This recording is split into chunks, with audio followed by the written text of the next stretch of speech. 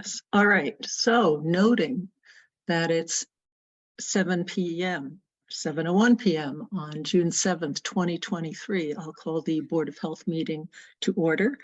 And since this is a remote meeting, we will have a roll call of the board members who are here this evening. And then I'll address the agenda. So Daryl Beardsley present. Julie Dreyfus present. Rebecca Honeywell present. Diana Hook present.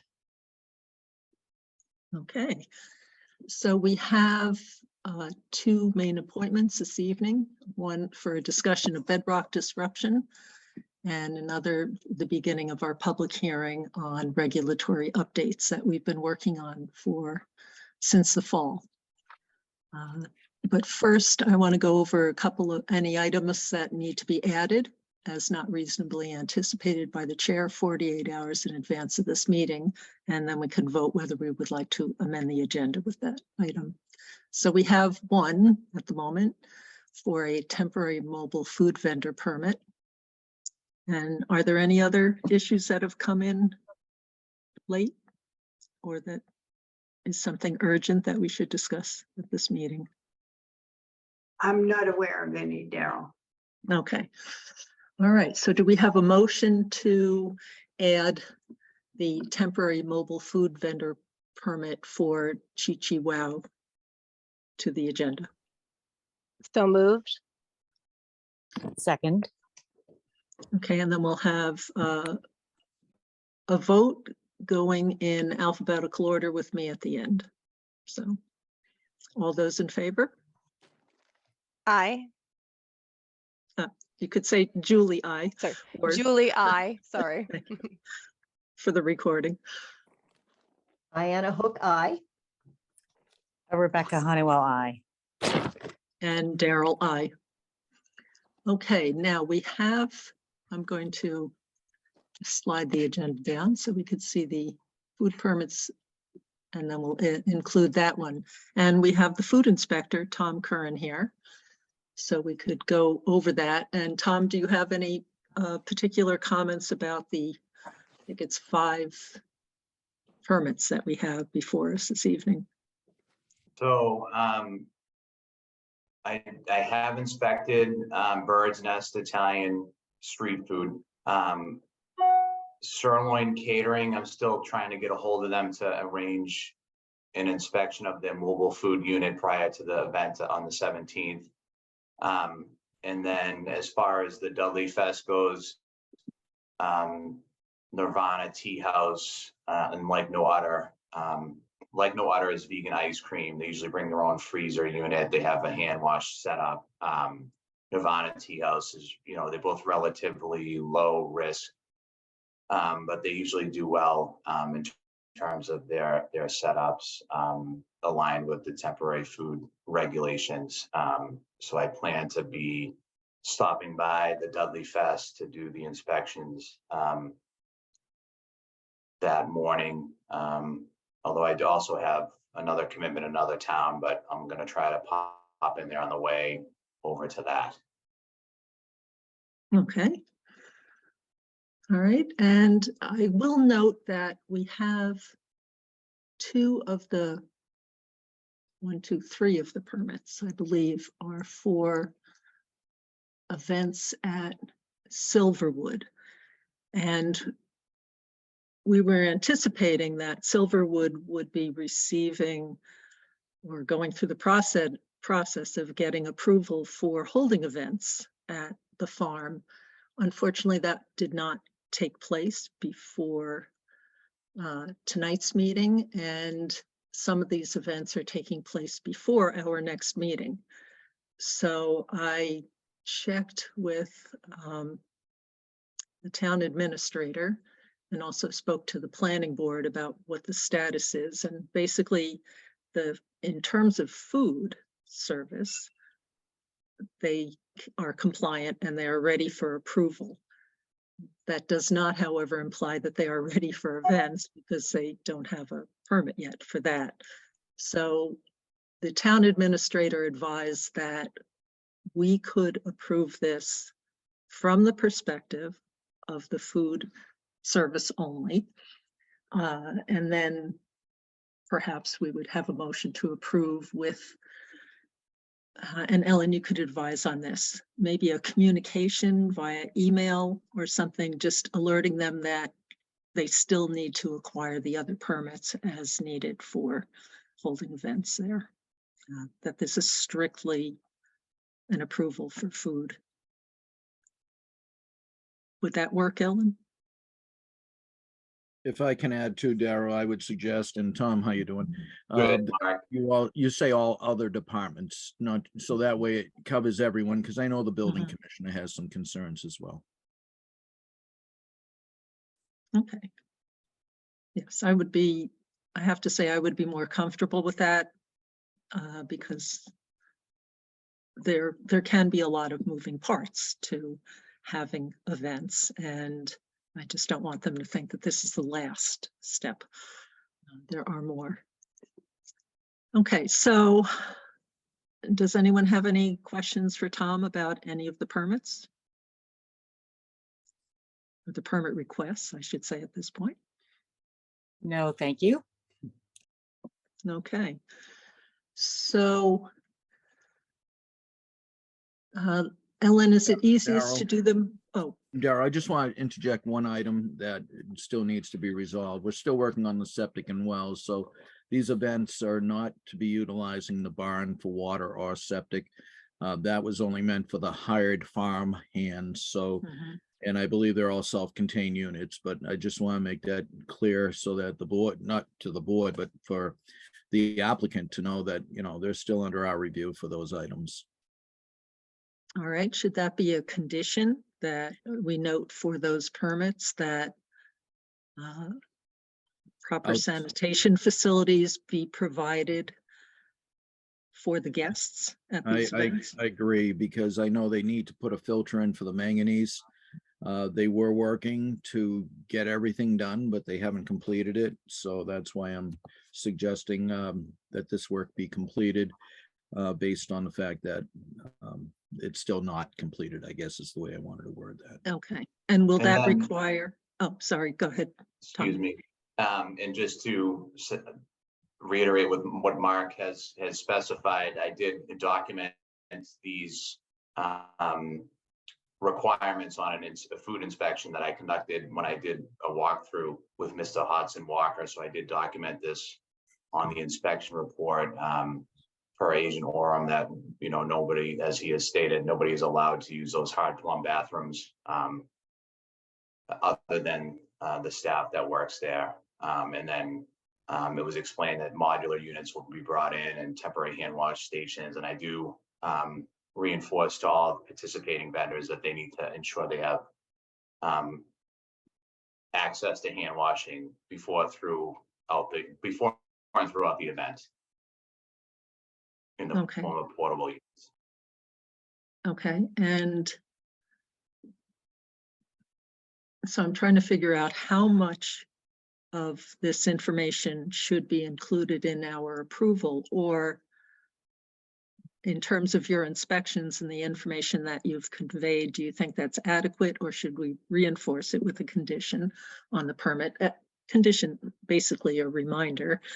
And Mark, would you want to be inspecting at or prior to the events for the sanitary aspects? My end of it really wouldn't pertain to the food permit being issued because they're not supposed to be using the barn. The only time it may pertain is if indeed I find they're using the barn, you know, for the events. But I think Tom's done a good job advising them in writing on his reports. So I mean, I can still, before these events happen, reach out to Mr. Hodson Walker by an email, just explaining that, you know, be advised your well and your septic is still pending.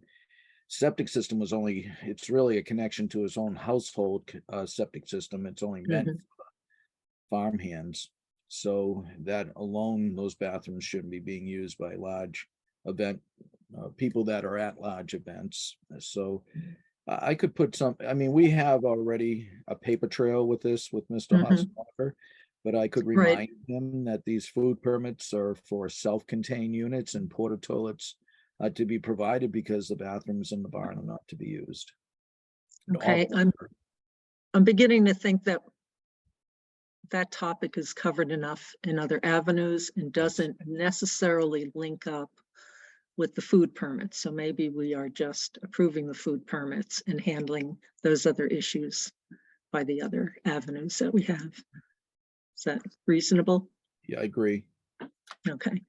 Yeah, All and I right. would love it if maybe this becomes an agenda item, maybe it will be required anyway at a later date, just because I'd be interested in sort of recapping where we stand now with some of the considerations that had come up at other meetings under other contexts, which are independent of the food permit. Mhm. Okay. All right. So for now, let's take the permits. And Ellen, easiest to track if we do them one by one? Yes, because most of them, they're for all different dates. So. Okay.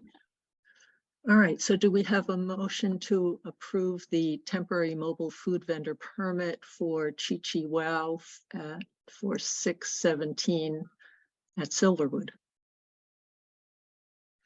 So moved.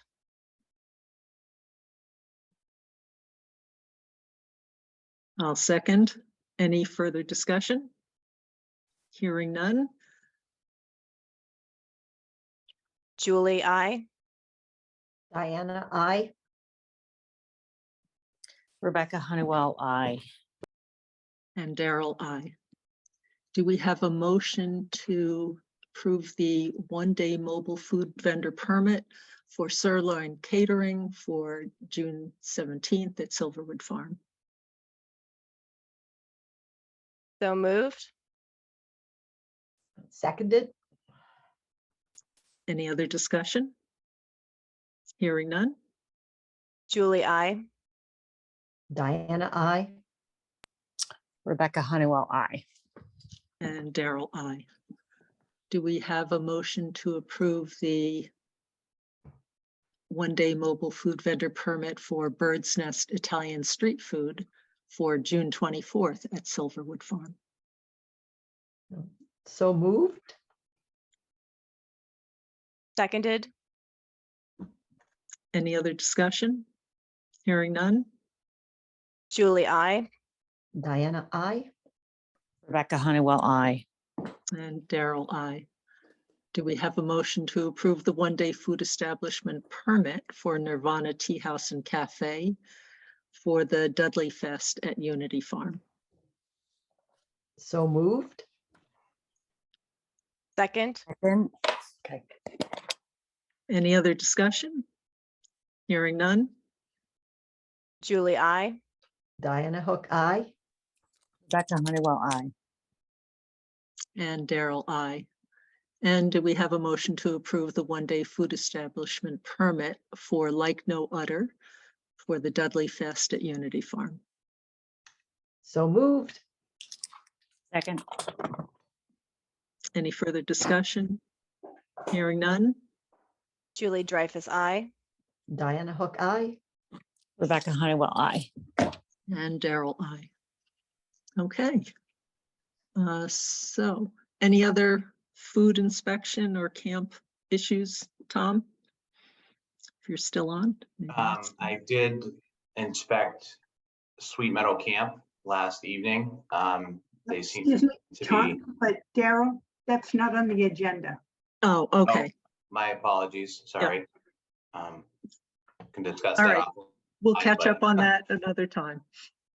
All right, thank you. And now we have an appointment at 7:15 for a request to conduct bedrock disruption at 39 Wildwood Drive. So I just want to go over a few things about this topic. One is why we have a bedrock disruption regulation in the Board of Health regulations. And this was driven by a few things. One, were observations being made in Sherborn that water discoloration was showing up after various bedrock disruption activities in the town. And as we noted that, we did some research about what this might be related to, and it turns out that the state of Connecticut had had a number of issues where they were also correlating the same phenomenon. And the University of Connecticut had done some research on that. And it turns out also New Hampshire had been looking into this issue. And it's an emerging issue because to do bedrock removal for projects is costly. So it hasn't been done as much as it is starting to be done now. And so these things are coming up, but it's a difficult problem to identify or predict exactly what might happen. But what the general science is behind it is that as bedrock is disrupted, you're breaking it into smaller pieces. And as rain runs through those smaller pieces, it's leaching out various minerals and other components that are present. And the thing that has been showing up of most concern is manganese. And the reason people notice it is because it makes the water black or blackish. And it also has health concerns associated with it. So the Board of Health wanted to try and find some way, given that it's so hard to anticipate whether it's going to happen in any given instance of bedrock disruption, which could be blasting or hammering or drilling or other kinds of removal. And in speaking to other states, they had not been able to come up with a way to specify how to know what would happen and evaluate that. So we developed something where our regulation says that if someone is going to do this and we approve it, that they need to notify the abutters that the activity is going to be taking place. And the purpose of that notification is so that the abutters can take samples of their water, have that data available showing kind of a before and after, so that if something does happen to their water, as has happened to people in town, that they have the data necessary to demonstrate the cause and effect. And that means for the people who may be doing the bedrock disruption that there's a potential liability there. So that is, you know, part of this, that one might have to take some responsibility for any kind of impact that is caused to people's drinking water. So that is what our regulation does, or is intended to do. It is focused specifically on water quality. There may be other concerns about it, whether it's noise or vibration or other kinds of impacts to property that does not fall under the jurisdiction of the Board of Health. There are several other authorities in town that do have a role to play. One would be the fire department, if there are going to be any kind of explosives, also referred to as blasting agents, that might be used. And we'll get into the discussion about that if we need to, if that's planned. So you would need a permit from the fire department, and other precautionary measures would have to be taken. I checked with the building inspector, and just a minute, let me pull up my notes on that.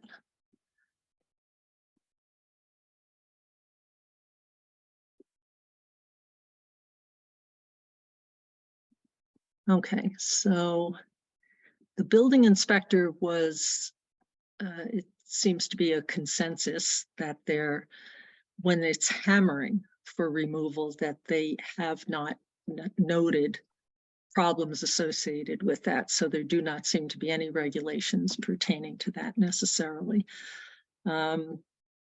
If there are any wetlands nearby, the Conservation Commission might need to be involved. And if the disturbance is over 1 acre, then the land disturbance bylaw might be triggered with the planning board.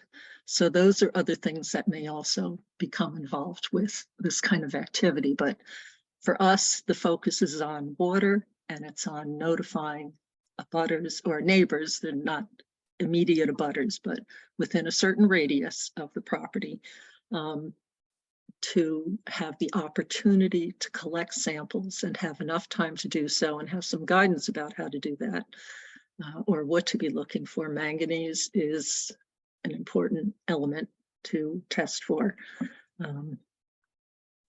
And then it might become a civil case in the future if there is some impact. So now what we'll have is, so I see that the consultant for the property owner is here. I don't know if it's the property owner or the consultant or a mixture. Will present what their plans are. And then the board may ask questions, and the agent may ask questions about that. And then we will open it up to questions from other people who are in attendance, who, if the board hasn't asked a question that you haven't heard an answer to your question, then certainly you'll have that opportunity. But we do it in this order so that perhaps what we talk about might answer your questions along the way. So with that, Dechang, are you going to be doing the presentation, and would you like to be able to share your Yes, screen? for that? Yeah, good evening. My name is Desheng Wang from Creative Land and Water Engineering, representing Eddie Rosa, who is building his house. He's also at the meeting, so if there's any questions he need to answer, he will turn on. And if I can share my screen, so I can share the plan of the septic and the well, so that we can look at it together.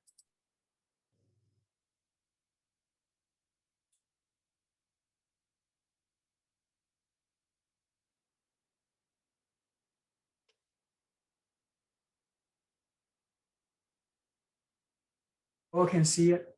Yes. Okay. So this is, let me zoom out first. This is, right now it's called a 39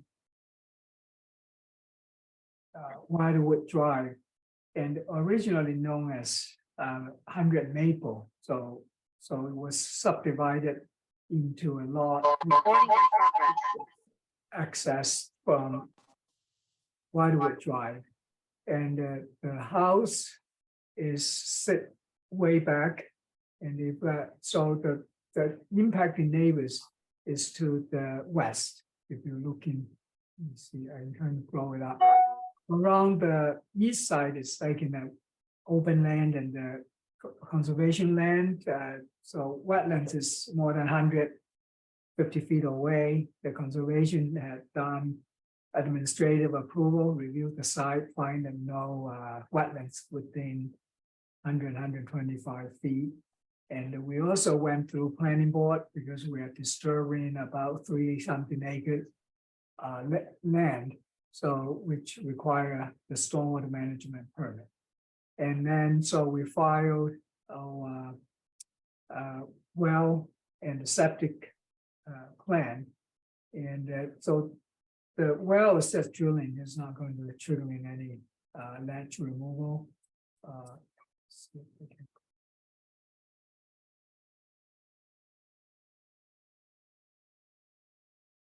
So the only thing is for building the house, so we find that the ledge, it will grow up on average at 333.5 feet in depth. But we would like to get a cellar floor to meet the building height. We need to lower that to 329.5, so which is about 4 feet of ledge removal in the proposed house area. So that will resulting in about 402 cubic yard of ledge removal. So that's triggered this ledge disturbance permit. So we filed it, and we did some research, talked to the agent, talked to Alan, the secretary. We were trying to coming up, so is there any performance standard we can design or to meet it? So at this point, I think just as Chair explained, it's like an emerging issue and it's kind of a new in this field. This is also the first permit this kind of I have ever filed. So it's not surprising because there's not really much of attention has been paid, easy to identify. I did investigate some drainage impact in neighboring towns due to ledge removal and blasting. The neighbors suddenly get flooded basement, so means any ledge removal definitely will create some kind of, especially if it's hammering is like a minimum, but if you really dynamite it, it does create more fractures around that dynamite area, and then obviously water can seeping through, and so that process definitely will release some minerals, including manganese, which is causing brackish, dark brackish, reddish, brackish kind of coloring. So just rather than like iron, will be more reddish. So it's a little new, definitely nuisance, and I haven't digging into it as far as the health impact perspective to what level. But again, so this is just a general background. And then, so I'd like to zoom in to explain whatever the potential impact to the neighbors. So if you look at it, the closest well is at to the house with need ledge removal. It's at about 256, 260 feet. And the furthest one is so 36 Waterwood Drive, which is 538. So we got some of the record from the town shows their well was like in the rear, but it's actually, I appreciate it. The owner at the 36 contacted me, and I did go to the site and found the well is located in the front. So I just we haven't really updated the plan, but I just for the illustration and discussion. So this is almost the furthest well to the ledge removal, which is about 538, 140 feet away. So that's the general setting, and so if we trying to look at it, so this is a no, it's a little bit high. So obviously upgrading to so all the people. But on the other hand, is we found because this is like a no, like a peak, so it's probably not going to be a significant runoff coming on that. This is almost the highest point. So we are doing that work. So that's what we know, and we haven't figured out what is the best way to remove the ledge at this point. And ideally, we will try to hammer it out as much as we can. And I know in similar project we did in Wellesley recently, so people be able to, the contractor was able to hammer out like 5 to 6 feet of ledge. So for building a house in similar way. So that's what my experience, and because of they have a public water supply, so I don't have much of experience per se how they would impact the well, and so as compared with the dynamite rusting it, so hammering is probably the better option to do this ledge removal. And I would, so that's what I would say at this point, and we'll open for discussion and question from the board and the neighbors, and we are definitely open-minded to this new issue, and hopefully we can resolve it to the best way since this is going to be not, he's not a builder, he's an owner, he's going to live here, he definitely don't want to have any issues. You have to face all the neighbors all the time down the road. So we'll try to do the best way we can to make it happen. So, and that's, from that perspective, we are very open for any suggestions and good ideas that we can carry out or implement this work. Thank you. Rebecca, you have a question? You're on mute.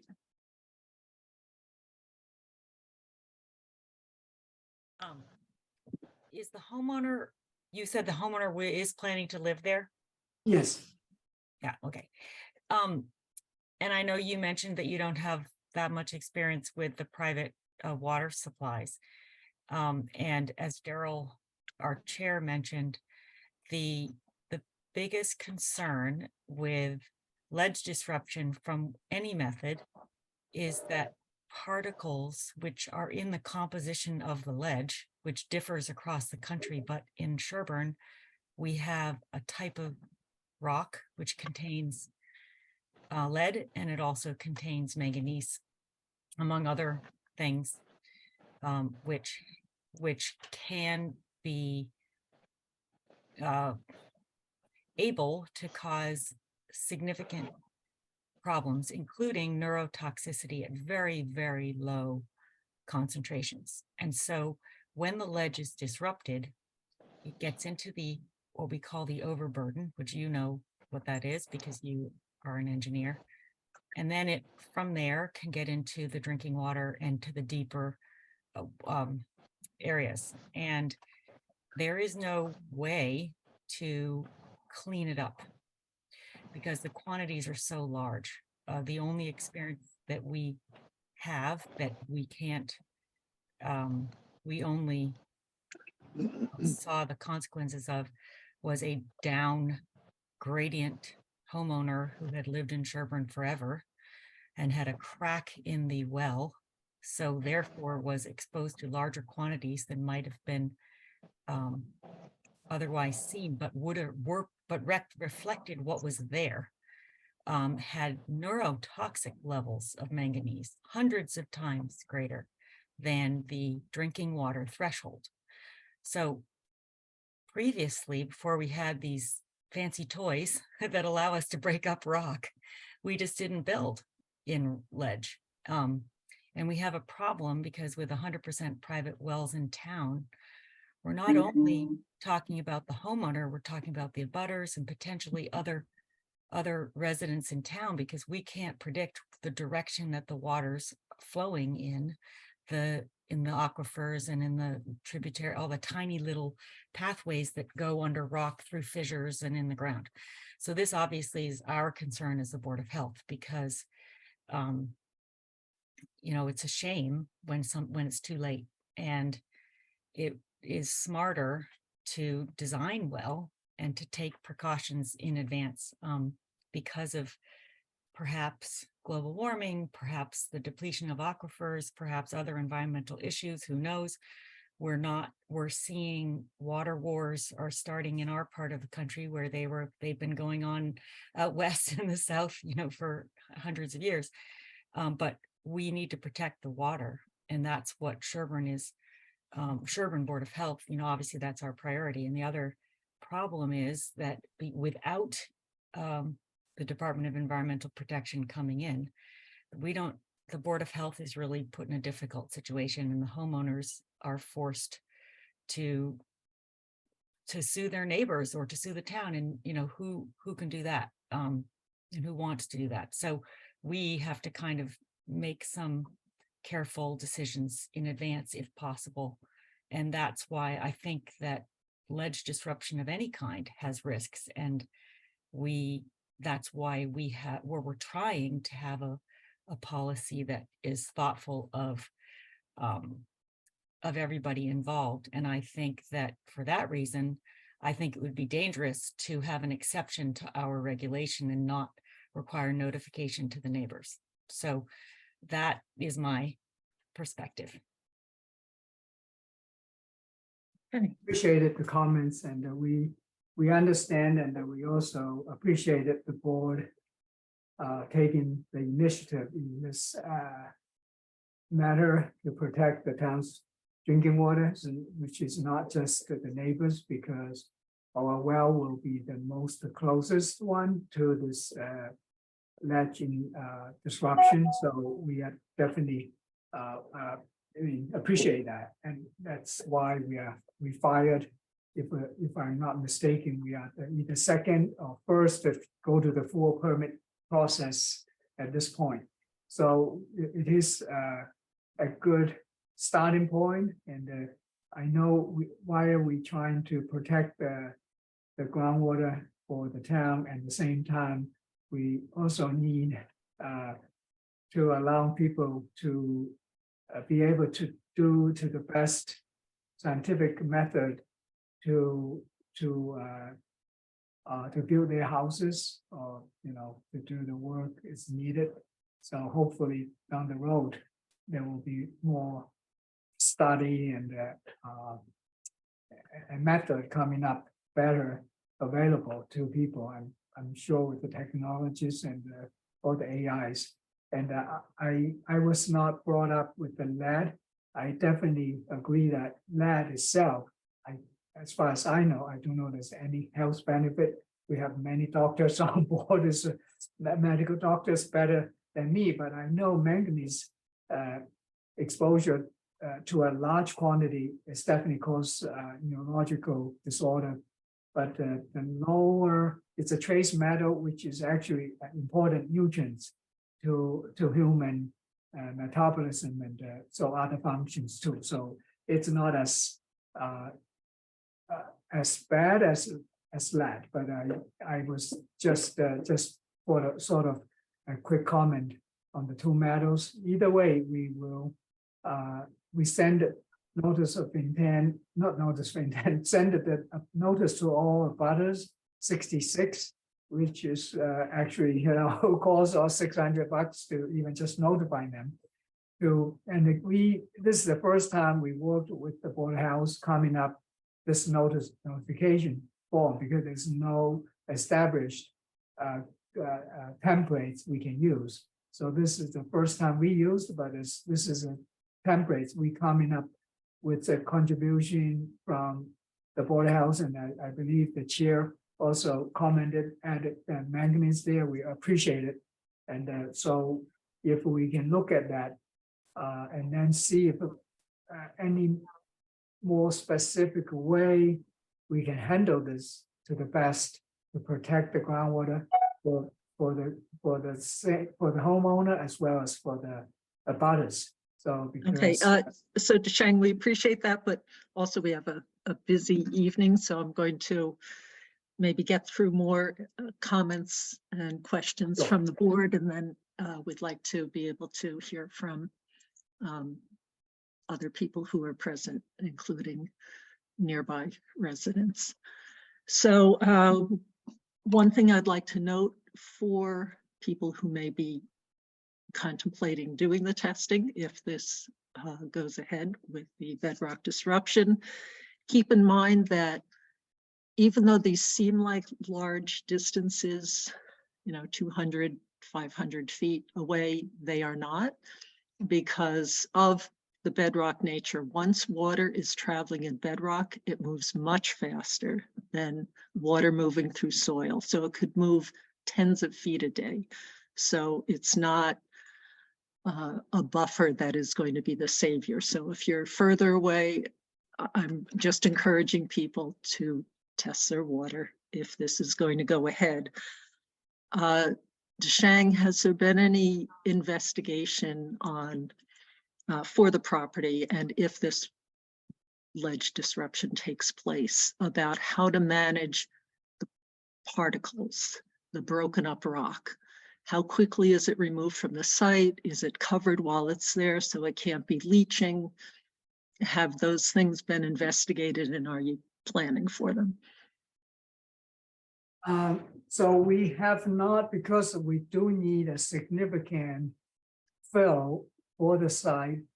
So if any rock So either we have to bring in soils and we can lay, as you can see on the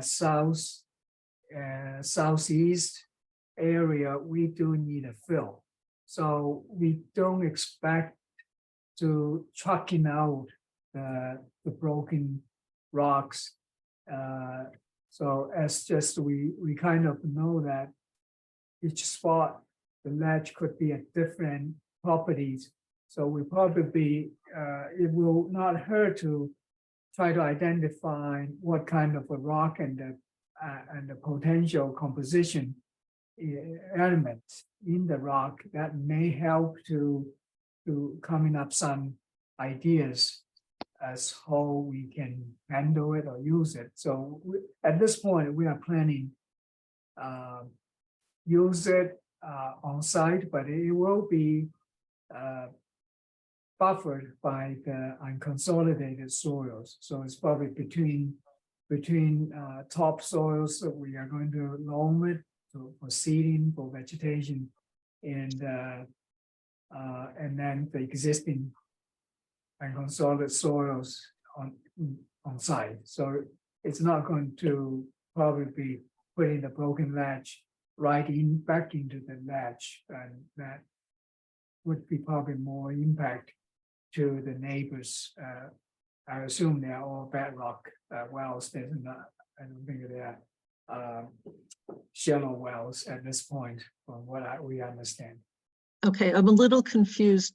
I heard you say that you might test the rock that's removed to find out whether it even has the potential to leach various minerals based on its composition. But then you mentioned that you really need the fill, and then you would loam it. So is it a combination of those, or are you going to test it and only if the rock meets certain criteria that you would go ahead and use it on site?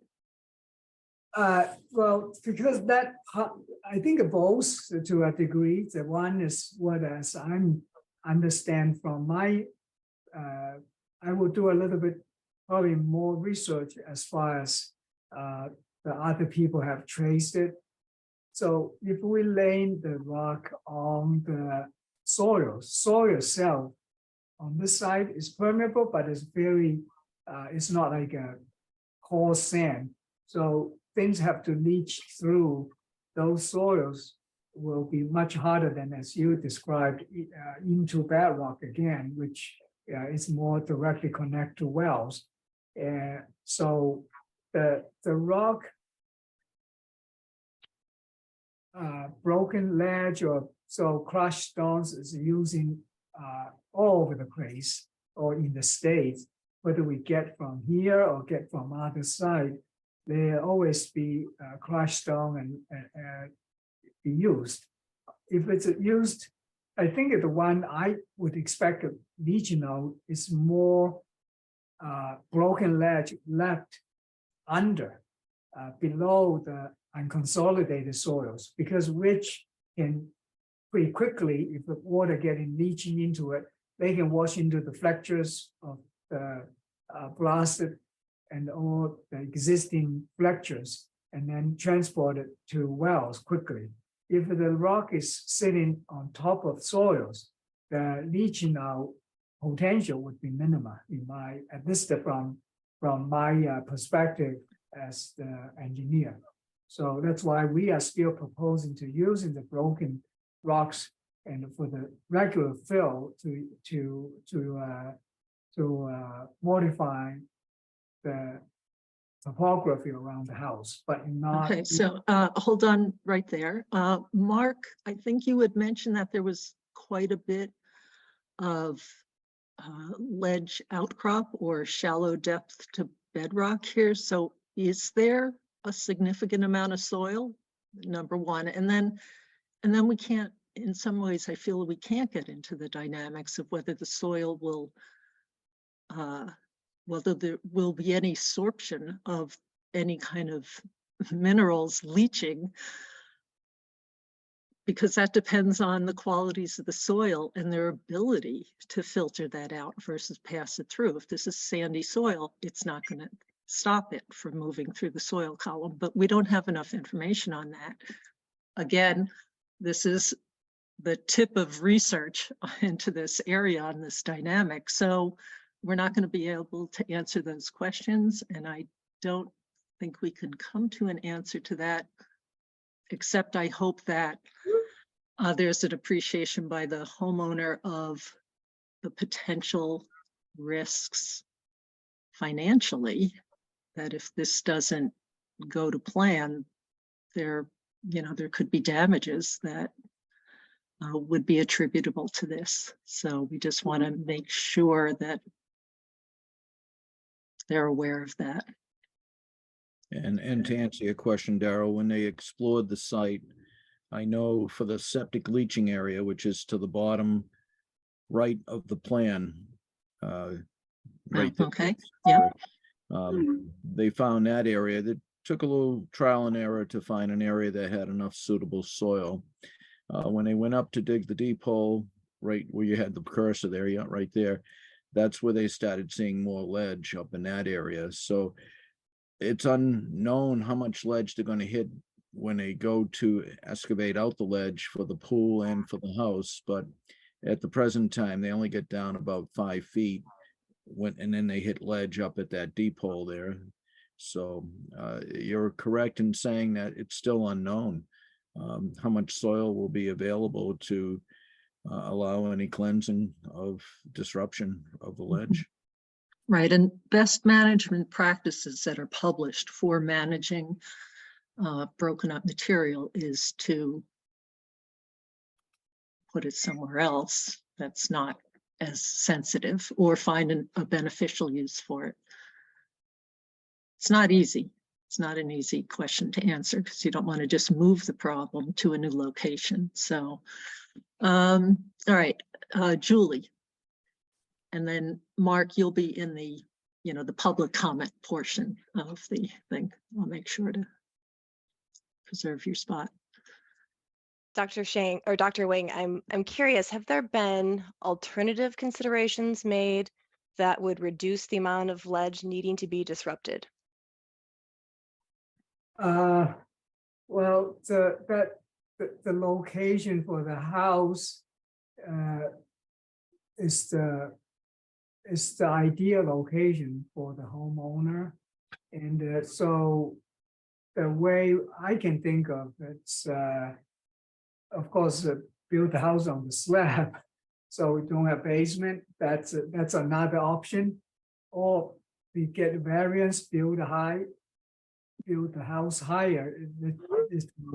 So that's a we didn't really go into too much, but we did move the house a little bit to as high as we can. If you look at the elevation, we did try to get the driveway to the desired elevation and not to build too much on the southern side.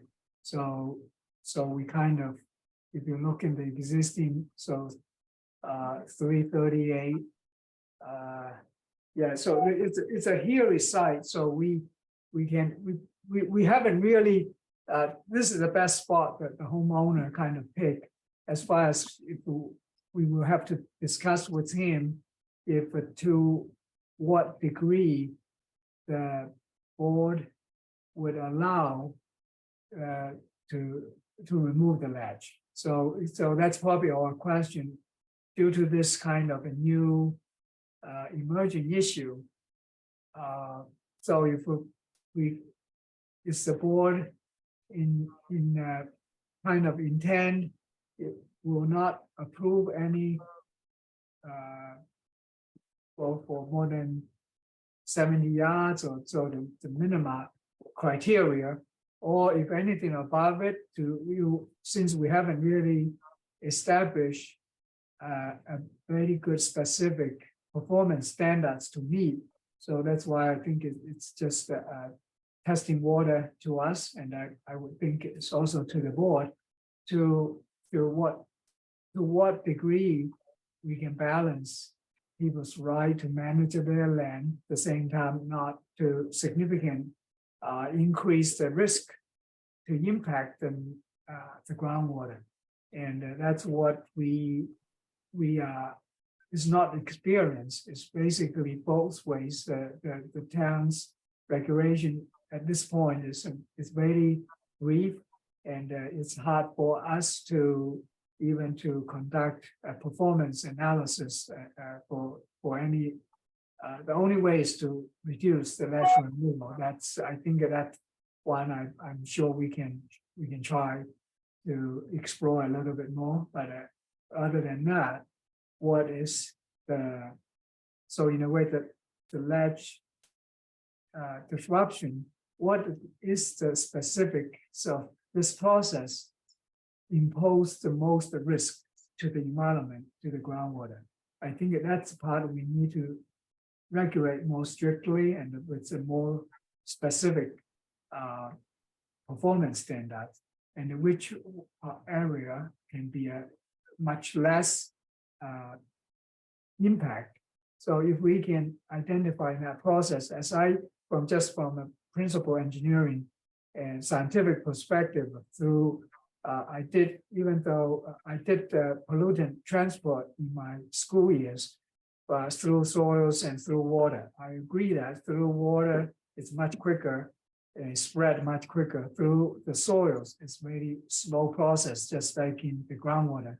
The rivers move much faster, and moving in the tight soils, it can be 1,000 times slower.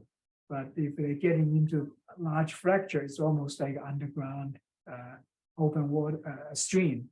So that will definitely speed up. So based on that physical model understanding, is definitely any interrupted ledge left on top of ledge. Okay, sorry, Desheng, I'm going to interrupt you again, only Sure. because some of these things, it is a complex topic. We've touched on them. And I want to answer part of your question, which was about what are our performance standards. We don't really have those. And as a town, we are not going to be able to develop them. We need to rely on researchers elsewhere to help with that. So, as I said, nobody's there yet. Connecticut has wrestled with this for years. I don't mean 10 years, maybe 5 years or something. It's been an issue, but, and the answer is not easy. So the goal of our regulation is, and our discussion is to try to convey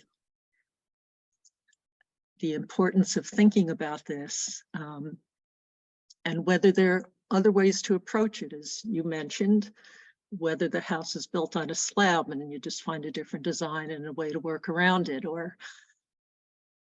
but in the end, we can't necessarily deny it because the regulation is about notifying abutters, because we don't have the science for that. And we are held to a very high standard for passing regulations. So that is unfortunately where it is in terms of protection. We can't do the precautionary principle. We need the scientific proof and guidelines and numbers to assign to that, and that does not exist at the moment, other than the observations that this does happen, and it does happen in Sherborn. So we've got the right kind of rock somewhere here in town that can result in negative impacts to groundwater. So, okay, let's see, Diana. Well, my question has to do with the removal of the ledge. Is that just the house area? That's not the in-ground pool? That's not the additional garage?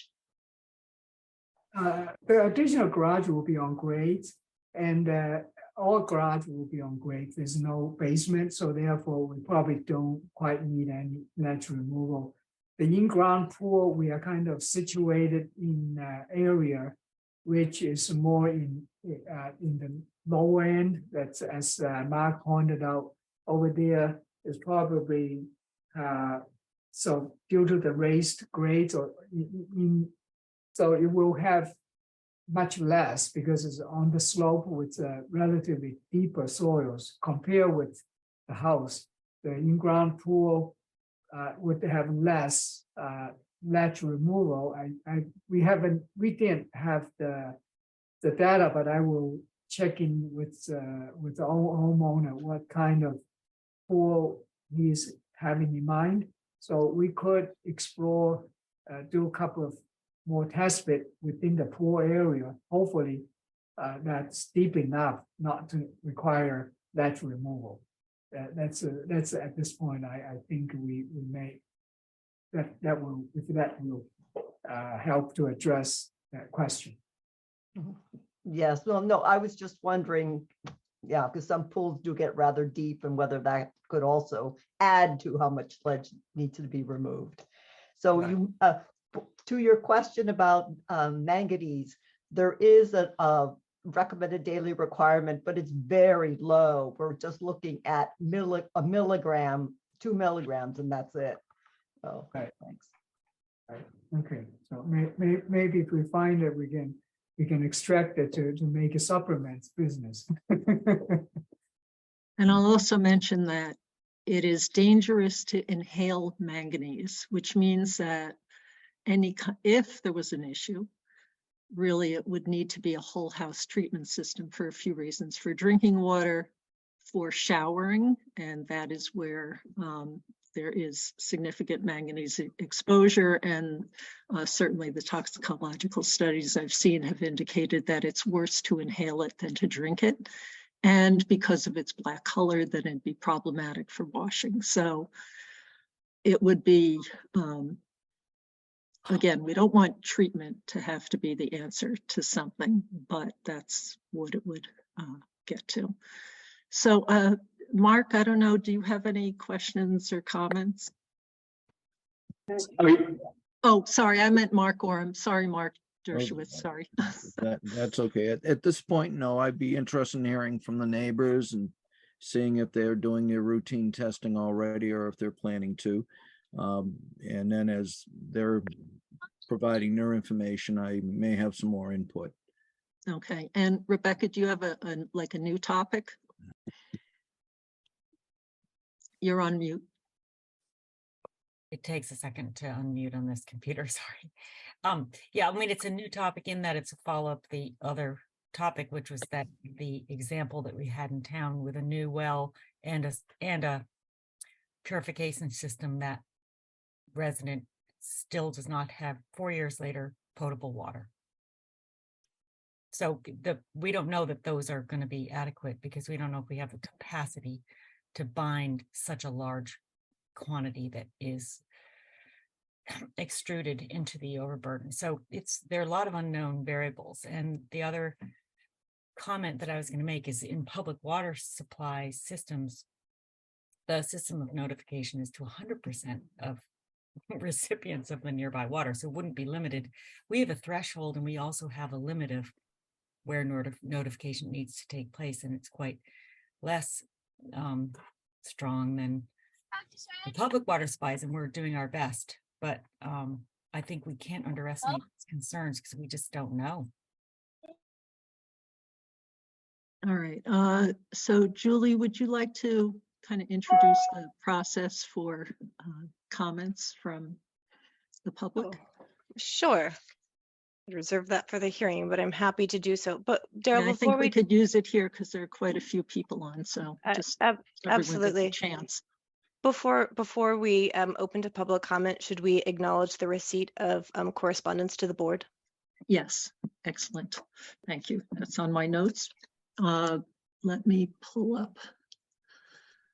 I have them in front of me if that's Oh, you helpful, do? Daryl. Oh, great. Then if you would like to review them, perfect. Sure. So on June 5th, the board received a letter from a number of abutters on Wildwood Drive. I'm afraid I cannot read your signatures, and so I will just list you by your house number. From the abutters of 19 Wildwood, number 7, number 5, number 23, number 33, number 9, number 11, number 3, number 36, number 15, and number 32, again, all on Wildwood Drive. We've received your letter and the board has reviewed it. The next day, Tuesday, June 6th, the board received another letter from Mark Dershowitz, which we have received and reviewed. And then today, we also received a letter from Damien Seligson, who has been retained by, well, let me find who it is, the owners of number 23 Wildwood Drive. Yep, and we have reviewed and received this letter as well. Would we be able to give us a copy of those letters so we understand what the specific of the concerns are from the neighbors? Yes.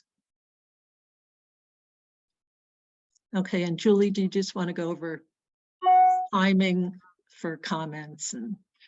Sorry, Daryl. I Oh, missed no that part. problem. For the speakers are asked to identify themselves and to speak once, adding new information that moves the conversation forward while maintaining an orderly and peaceable discussion. Given the number of participants, not sure how many will be speaking, we ask you to limit your comment to a maximum of 2 minutes, please. And we'll take people in the order that the hands go up. So Mark, you are Dershowitz, you are first. Well, I'm sorry I only get 2 minutes. So I'm a physician. I also have a PhD in pharmacology with a specialty in toxicology. When you listed the concerns, one of the concerns you left out was arsenic. There is arsenic in all the rock on Wildwood Drive, and I'm very concerned about that. We know a lot about how far water travels underground from the mishap in Woburn from a few years ago that ended up in a famous book and movie. 500 feet is nothing. And so it's not just the 12.5 people on Wildwood Drive. There are dozens and dozens of homes at risk because it's not just a few hundred feet. You have to consider a much larger radius. You talked about absorption. All of the concerns are inorganic compounds, arsenic, manganese, lead. These compounds do not absorb into soil.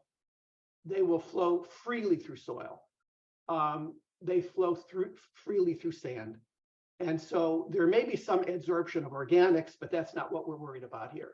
So anything that they do to mitigate on the surface is going to be essentially worthless in terms of what's going to be going on in the subsurface as water percolates through and comes in contact with this new freshly fractured rock.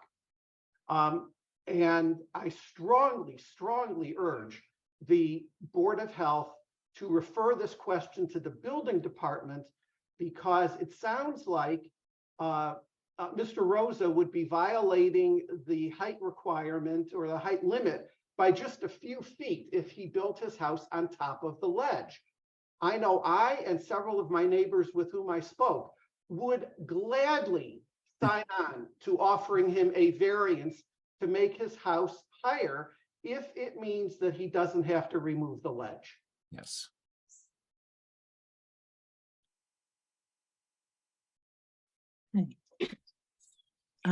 So I'm not seeing any other hands up, but if people would like to, oh, okay, Scott Hirsch. Hi, thank you. Good evening, and thank you very much to the board for guiding us through this new process. I appreciate the thoughtfulness that you all are putting into this very important question. I take the quality of our water very seriously. I live at number 3. I've been here for 5 years. We're very lucky to have high quality water in our private well. We'd like to keep it that way. I would say, given the age of most of the wells on the street, which is 35, 40 years old, hearing some of the examples of fissures in the casings of the wells really concerns me. We have a radon mitigation system at our house. I'm also concerned about additional exposure. And unfortunately, it doesn't seem like the mitigation measures are sufficient, especially given the heightened risk and the number of people that would be potentially being exposed to dangerous and toxic substances is something that you get exposed to and then you deal with it later. And that's sad and disturbing to me. And so given the precious resource and the fact that it's shared, we very much oppose the plan as it is. Okay, Stephanie? I just wanted to say that it sounds like there are so many unknowns here, even from especially from the engineer. It's not known how the ledge is going to be removed. It's not known how what type of impact this is going to have on people's wells, because there isn't sufficient research done. And it's also not known whether or not, I presume, they can provide any assurances that our wells won't be disturbed. So it sounds like to me that there are so many unknowns here that really needs to be considered before this project goes through, because I mean, even I don't know, it seems like there's so many questions. I have a list that's 3 pages long of notes I made on my phone as we were going through this. Thank you. And Michael? Yes, hi, Michael Curatola. I am building the house for Eddie Rosa. And I just have a quick question. I've been building homes for about 40 years. I have done a lot of hammering, a lot of blasting around wells and so forth. Are we talking about wells that are in bedrock and we're drinking the water the same? Isn't this the same bedrock that we're discussing here? Yes, but it's the dynamic of breaking it up that increases the surface area of that material, which accelerates the leaching. Okay, so when you're drilling, when you're go drilling go ahead. No, go ahead. When you're drilling a well into bedrock and you're disturbing the bedrock and you are drinking the water from that bedrock, is it a similar situation? Or? It's similar, but the volume is radically different. You're talking about a borehole versus hundreds of cubic yards of material that's being broken up. So it is a magnitude. And again, this is the reason people haven't experienced this, and I've done research to see where else is regulating bedrock disruption. Nowhere. Yeah. Devon's, the Devon's development, the industrial development there, park.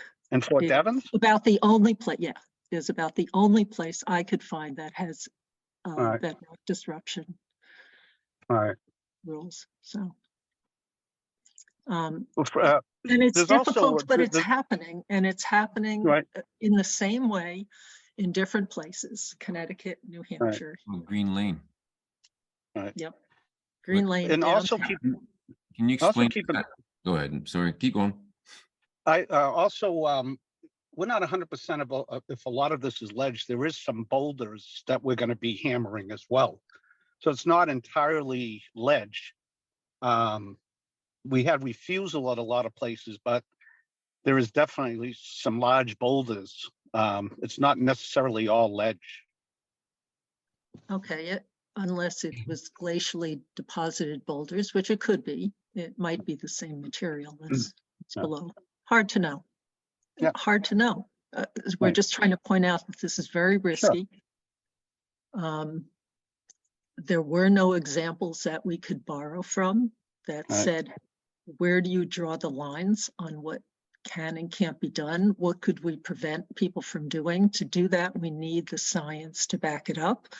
But we are very concerned because we have seen the kinds of problems that have occurred in town, and that's distressing. And so this was our initial approach to addressing this, and to try to raise awareness, and to try to give a way for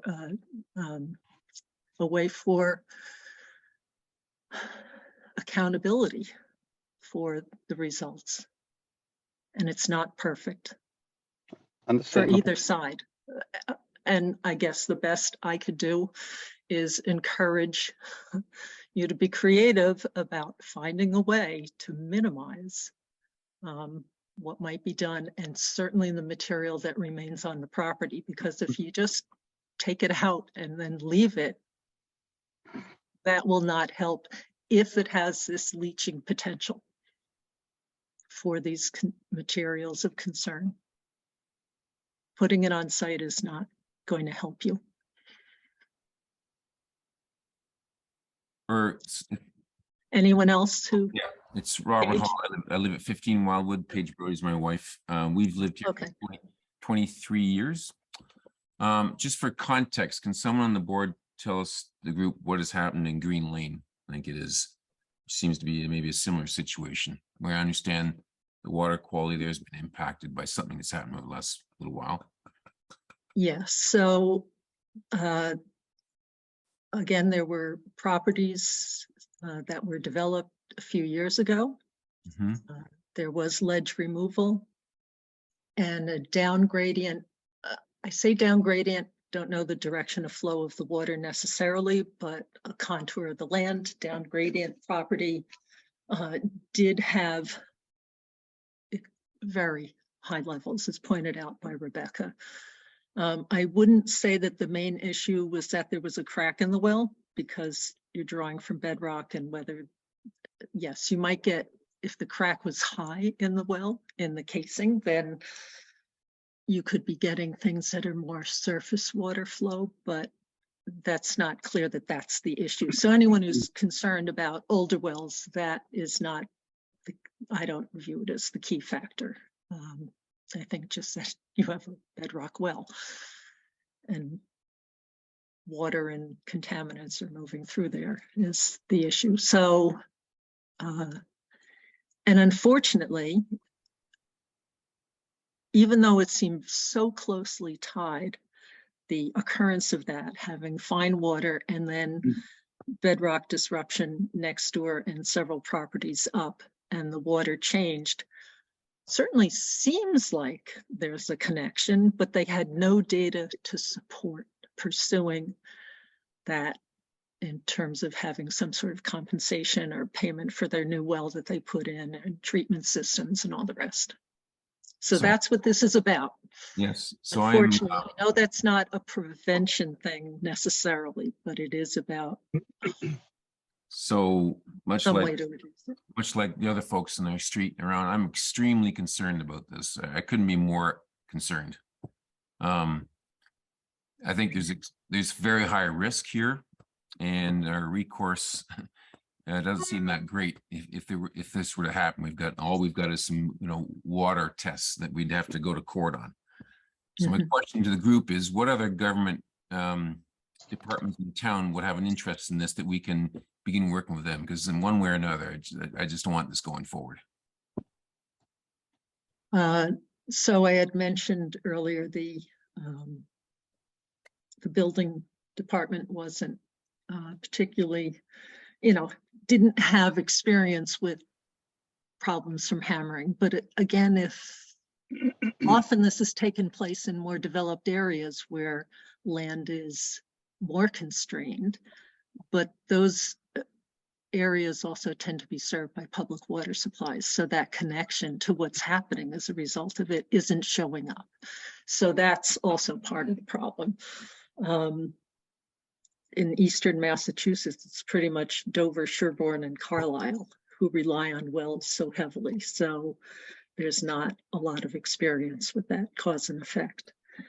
The fire department, again, only if explosives are going to be used. We strongly discourage that. We do outright prevent, perchlorate from being a component in that, but we strongly advise against using blasting agents because they end up in the water as well, and they contain a lot of nitrates. Also not good. And what was the other? Oh, the planning board, in terms of that land disturbance over 1 acre. Is that what? I just learned that this afternoon. So But I don't believe this looks like it's going to be 1 acre of ledge disruption. So that might not apply. And as I said, I researched I'll keep looking for things at the state level, but I don't see anything addressing this. This is part of our laissez-faire approach to a lot of. But again, how management. about researching raising the house to avoid the need to remove ledge? Right. I I'm saying- understand it's not the Board of Health, but it needs to be examined. And you'll have to address other boards for that. That is not in our jurisdiction. Well, We have to stick to what the Board of Health is responsible for. So who is responsible? Who would be involved in that? Daryl, can I ask a question? Um, I'm sorry, this is Julie. I'm sorry. Mhm. I believe Dr. Wang had mentioned a height variance. Am I correct in understanding that's the ZBA? Yes, this is a building department ZBA would then need to grant a variance on the maximum height for that. for And the height. And so Lift the height. obviously, sorry, Dr. Wang. While we can't tell the applicant what they should do, we could, as a board, offer to create a memo of our concerns that could be submitted along with a variance request. Yeah, we appreciate that. So that's definitely will help for us to explore that option. So if the board support and the neighbors support, I think Dr. Mark also mentioned that he would support the variance. I think with that, we should be talking about ledge disruption because that's where the Board of Health that's where our interest lies. And I think that they can come back to us with a plan that doesn't disrupt ledge, and then we can authorize it and write a letter of support. I'm just saying, let's just not take it out of order because be great. They could change the design of the house. There's so many things they could do, but if we really can only comment on ledge disruption, and I think that the health issues are raised with that. I mean, that's my opinion. I don't know what the rest of the board thinks, but I would say let's just simply stick to what our jurisdiction is. And Rebecca, in that case, based on our regulations, they have done everything that we require. Right. So I like the idea of, and we should discuss this as a board, whether we would be willing to be supportive of a variance that they might seek because it would avoid ledge disruption. Because we can't really tell them. What do you mean by that, Daryl? I'm sorry, could you explain And that? just what Julie suggested is that if they want to not disrupt ledge, but there's a height limit in Sherborn, part of zoning regulations, or building regulations. So that is what she's talking about, is that we might I totally support understand what you're the saying. applicant I'm if saying- they came up with another approach. Yeah, no, I'm just saying we should say, no, you can't, we don't want you to disrupt ledge because of the health concerns. And I think that's our only question tonight. We don't really, that is not what our regulation is about. Our regulation is largely about you come through the permitting process. So then we have the requirement that we have is that you notify everyone so that they can collect the data that they need to demonstrate that there has been an impact. If there is an impact later on, that they have the data to demonstrate that and make the connection. And then seek compensation for it or restitution or whatever it's called. Excuse me? We as a board have the authority to say, no, we think this is too dangerous. And we as a board have the authority to say, please re-examine your design and come back to us with a better one. And that we have the absolute authority to do that. I don't know why we don't just stick to our jurisdiction. That is not what our regulation says, though, Rebecca. It says that they have to notify abutters within a certain time period. If blasting agents are to be used, they have to be identified and a safety data sheet has to be provided to the board. They have done everything that our regulation we have stated that they have to do. If the applicant were to remove their application right now or ask us to suspend this and go back to the ZBA if they so choose, just to make sure it's clear, it would be the height variation would be to reduce or potentially eliminate the need for bedrock disruption. So you're proposing that this would be an order of condition? It's up to the applicant if they want to continue with this process right now. May I Yeah, ask well, a question? Who's saying that? Michael. Correct. Okay, hold on, I think, yes, okay, Michael and then Laura. Yeah, just a quick question. So obviously there's similar soils where these other homes are that are abutting this. Have they encountered, obviously there was probably ledge disruption when those homes were built. Did they have any indication of problems or of high chemicals in their wells? The answer to that is yes. Which is what? So this is Mark Dershowitz again. Yeah. When test wells were drilled on the former Button Ball Farm a few years ago, several of us on Wildwood Drive had our water turned black, and it remained black for many, many months. From what? From drilling on Button Ball Farm. And where is that? That's 98 Maple Street. So it's the lot that is adjacent to Mr. Rosa's lot. Okay, so And is I'm the- going to hold on just a moment. So this is part of the issue. This is the complexity. We see these correlations. You know, is it coincidental? Is it cause and effect? As I said, Connecticut couldn't find a way to definitely connect those dynamics. That's our And issue. that's what's hard for us to regulate. So it's a very difficult situation, but it seems the coincidence to me is too strong to ignore it. And that's why we moved in the direction of trying to set up something. But obviously it's not perfect. And Rebecca, that's why we didn't regulate something else. We had nothing we could point to in scientific literature that was predictive of this. And again, in the research and contacting other states, they also were having trouble to find a way to prohibit or constrain or set specific requirements for how bedrock disruption takes place. So Laura.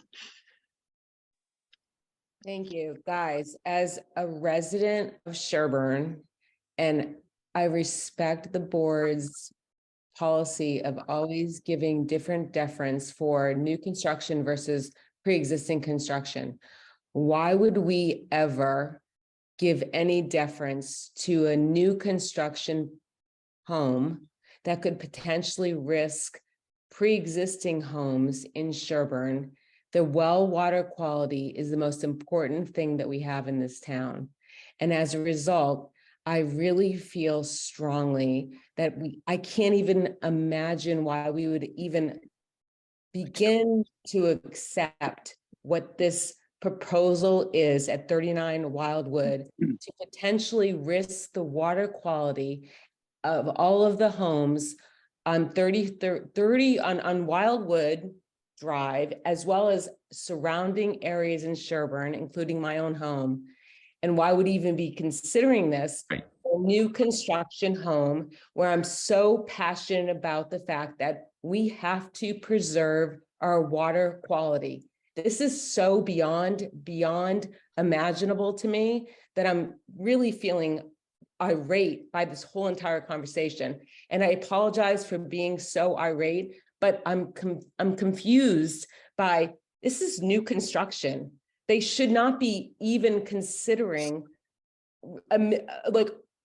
Yes. kind of questioning our water quality. What are we doing here? This is. Excuse me. Go ahead. What?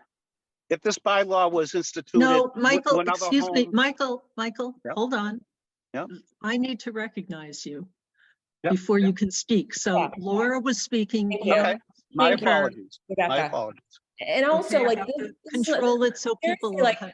so Sherborn has been known, and I'm a realtor also in town as well as a homeowner. So Sherborn has been known for having high quality of standard for well quality and septics and everything else. The residents of Sherborn buy into Sherborn because they expect the Board of Health to abide by pre-existing conditions. When it comes to pre-existing homes, we have variances. When it comes to new construction, we don't allow a lot, right? Because we shouldn't. We have a lot of restrictions with well quality. That's what we all survive on in this town. If you start disrupting well quality, you start disrupting our quality of life. And that is something you can't come back on after it's disturbed. And this is disturbing to me on so many levels. And I'm going to shut up now, but I'm going to say to you, I am so disturbed by the presentation by 39 Wildwood and their laissez-faire attitude towards private well quality.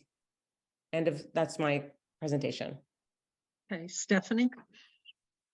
How about Has the town attorney been consulted to look into whether or not the Board of Health can say that the ledge can't be disturbed due to the potential issues?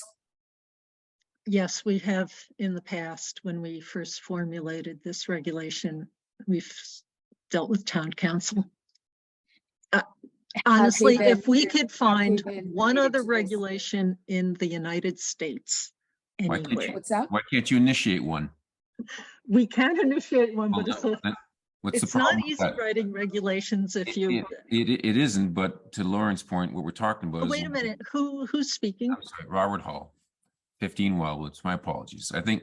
Lauren- Okay, yeah, so we're trying to Yeah. stay in order. Sorry, good. we'll get back to you. All Very right. good, very good. Put your hand up and then I can track you because Very that's the only way I can really track. All Very right, good. Sorry, I'm sorry. just- Okay, so Stephanie, Can are I you? just jump in quick? This is No, no, no. Natasha from 19 Wildwood. I just don't have access to put my hand up. So I just want to, can you visually see my hand? So I'm in the queue to speak. She's the closest. Sorry, I'm the not- closest to the site and at 19. How about, I'll take you after, if Stephanie is done, then Brian Moore, and then you. How about Perfect. that? Thank you. Okay. Sorry, I just butted in because I can't put my little Okay, yep. icon up. That's all. Yeah, okay. So I just want to say, it seems to me that the town attorney should be consulted about this situation specifically. And I'd like to see that happen before anything else happens. Okay, so I completely sympathize.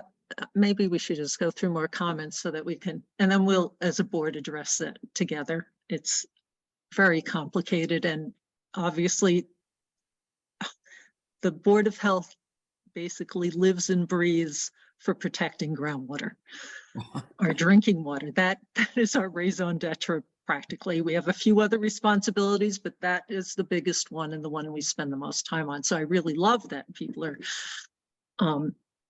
feeling as passionately about it as we do. All right, Brian. Thank you, Brian Moore. I'm a resident at 49 Farm Road, former groundwater protection chair, and also a former water commissioner for the town of Sherborn as elected. I would like to encourage the people who live in the neighborhood of Wildwood and abutting properties to continue to show up at every single public meeting that you can in order to advocate for the protection of your water.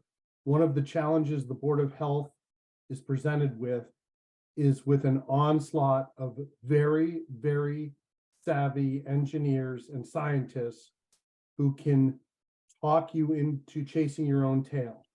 And if you want to protect your groundwater and you want to protect your water supply, you need to attend every single meeting in front of every single forum that you can. And I applaud those actions. We've been doing this for another development in our neighborhood, which is across town, for more than 2 years now, and have had very little success. And the problem is that the regulations it's difficult for the regulations to change in as real time as people who want to develop or people who want to, present an alternative view are able to change their calculations. So please stay informed and stay involved, and I applaud you all, and please protect your groundwater. Good job all tonight.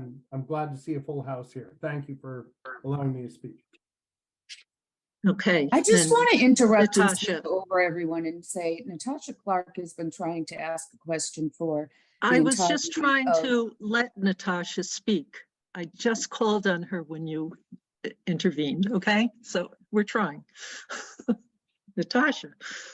Hi, thank you. So Natasha Clark from 19 Wildwood. I will be your direct neighbor, Mr. Rosa and family. And you're already a Sherborn neighbor, for which we are very happy, and we look forward to meeting you, and we're looking forward to being great neighbors. But in the stepping stone to getting your family's dream home built, this is a huge,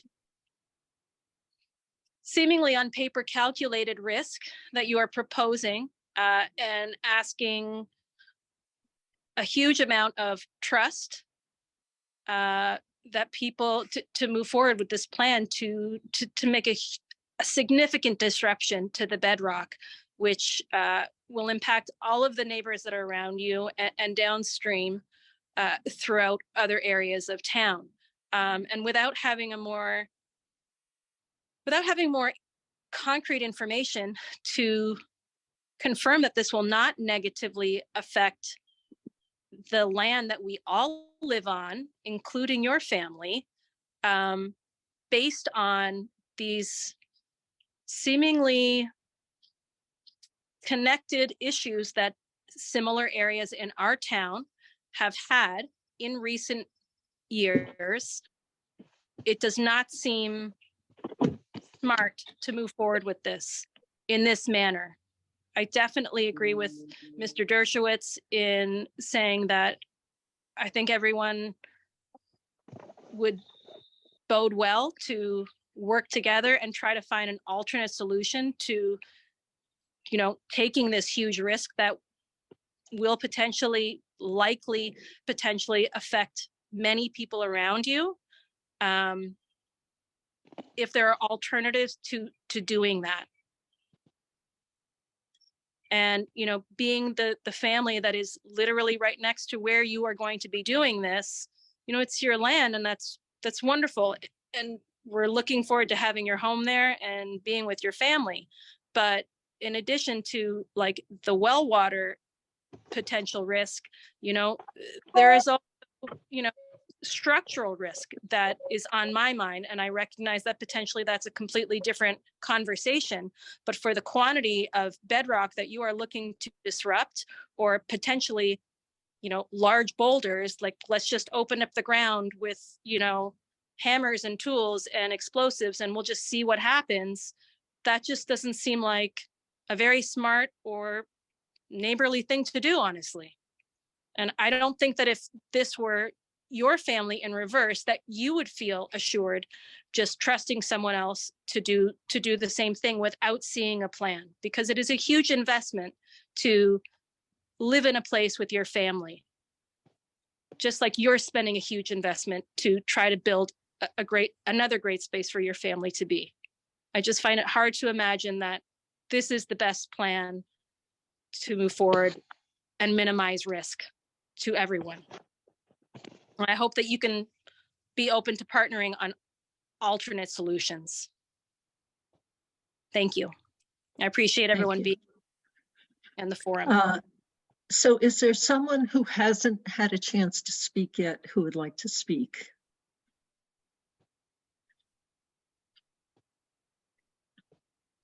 I'm not seeing any hands going up. So Oh, okay, Ratna? Hello, this is Ratna. We are at 23 Wildwood Drive, and we are actually, the house is being built right behind our property. Thank you to the Board of Health for the concern, appreciate it. So we just want to say that we agree with our neighbors. We are very much concerned about the quality of the water and the impact. And we are also concerned, again, like Natasha said, maybe this is not the right forum, but I did want to say that we are very much concerned that what could happen structurally also with the potential drilling, blasting, whatnot, because our house is right behind and there's a pool and our well and everything. So these were also in our mind about the structural damage that could happen. Thank you. Okay, I'd like to circle back to the board for a moment because we do have a public hearing scheduled for our regulatory updates.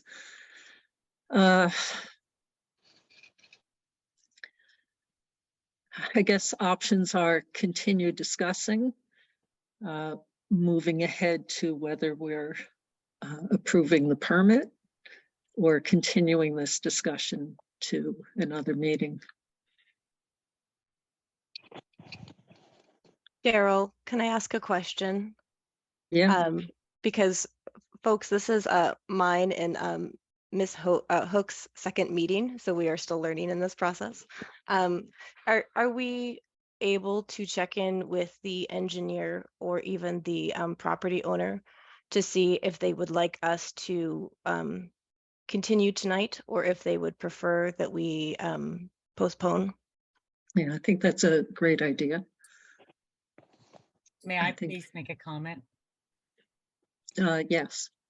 So right immediately after this conversation, we're having a regulatory hearing about some proposed new regulations. And we as a board have the jurisdiction to write a regulation that says to change the blasting and make it even more cautious. And this is something that I have been in the minority in.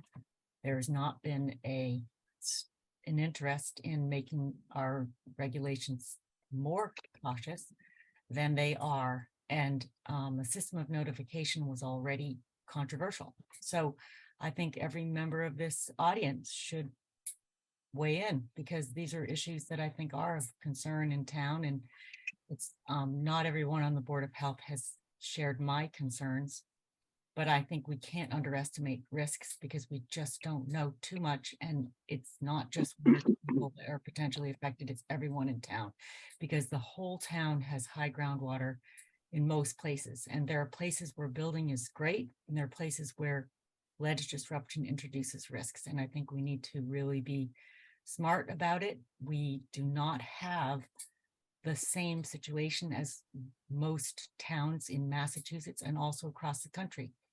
These regulations don't exist. Public water supplies often get their drinking water from far away, Quabbin Reservoir, places that are regulated by the state. The members of the board are put under a lot of pressure and don't have any leverage because the state can't back us up when we have private water supplies. So I think that we need to pay attention to these issues and be very smart about how we proceed. Okay, so I'd like to just address a couple of things there. I am going to take a bit of an issue with your characterization that the rest of the board doesn't share your interests. I think the boards that we've been on together for 9 or 10 years now have all been completely committed to protecting our drinking water and public health across the board and have worked hard. I'm going to go on for a little bit. Have worked hard to develop these regulations. If this was such an easy thing to regulate, we would be able to rely on a state level regulation for this. And we would not be grappling with how do we prove that we can regulate it, because we are always warned at the MAHB conferences by town council that we can't implement regulations easily without some clear science backup. So if this had been done 40 years ago or whenever our regulations were first put into place, the standards, the requirements were different. And we've been able to do, we have some more protective regulations that were put in a long time ago. They've stood the test of time and they're grandfathered in. But now the challenge is much greater. If we could try it, but it needs a lot of work. And again, we have looked, I look all the time to find out what the status is of bedrock disruption, and I can't find much reference at all for it. So I would like to dig in. I just found the Devon's information today. So I'd like to dig into that and see what we could borrow from it. It's a little bit more about soil removal, which we've also tried to tackle in the past, and frankly, did not get a lot of support from any other board in town. So I'm kind of glad to hear kind of the level of awareness expressed by residents in town that that may have changed, and there may be more support for us to look at some of these other more progressive things, because I think possibly where we might be a little weak on scientific reference materials, that having overwhelming support from the town for a certain direction might be a way to go for us. And it might be a way to help with this issue. But I think that I'm not in any way questioning your interest. I know that you share my concerns, and other members of the board do too. Okay, then be careful about how you frame our participation in that. Of course. Yeah, no, So- I apologize. My specific statement was in reference to writing a regulation that was more strong. Okay, but that's another big discussion. That's not going to help us right now, because that's not going to be ready anytime soon. Look how long it took us to do the recent updates. It was a half a year at least. So, all right. Excuse me, Madam So Chairman. I'd like to, hold on a moment. I'd like to check with the engineer and or property owner in terms of what are you thinking now? May I ask you, what is the next Board of Health meeting? The 21st? It's the 21st, Daryl. Yes, Wednesday, the 21st. So Ed and Mike, you can chip it in, but I'm trying to think, just as Julie stated, we respect as all the neighbors' comments, appreciate it as country of law. We are governed by the law allowing us or not allowing us to do. And we have submitted everything required under the regulation. That's need to be acknowledged. And as I would pointed out, I did involve with the Green Lane, which, well, I didn't involve with the part of work, but I know they did a significant blasting over there to causing that. I don't know if another project at the 98 Maple Street, we would like to get some more detail from Board of Health, probably helping us out to identify how they caused that problem. Because if we know where we will die, we don't go there, right? So we're trying to avoid and learn things from past. That's what I think as engineer, as a human being, that's all we learn. So, but we do also have a time frame that the homeowner has to get a permit moving forward under the current regulation. I'm not doubt the Board of Health and the people of the town have the right to stringent their regulation or coming up better regulation. That's all great idea to do. So just like we cannot hoping to the future better one, and then we don't move today. So every human's history is moved step by step. We learn from my mistake, but we can only do to a certain level, and we will, like if Mike the builder and Eddie on the page. So if you can speak, so to I know we did everything we can ask the board to vote to give us a permit, but as the owner, the representative, as the owner is going to live there, I think we share the same interest for the groundwater protection. From that sake, I would asking them to consider to have continue to the 21st and let us to at this to do some homework investigation to see what had happened to the past due to the ledge work, because not all ledge work construction sequence wise and methodology are created equal. So we can use in the same terms, but we also can't, we have to not to be scared ourselves, just like when you see all the negative news and the wars, we are still living, right? So if we get scared of, there's a statistic perspective. So what's the probability? So we need to understand a little bit better, but we are the first one, but doesn't means we have to be the one to complete the whole.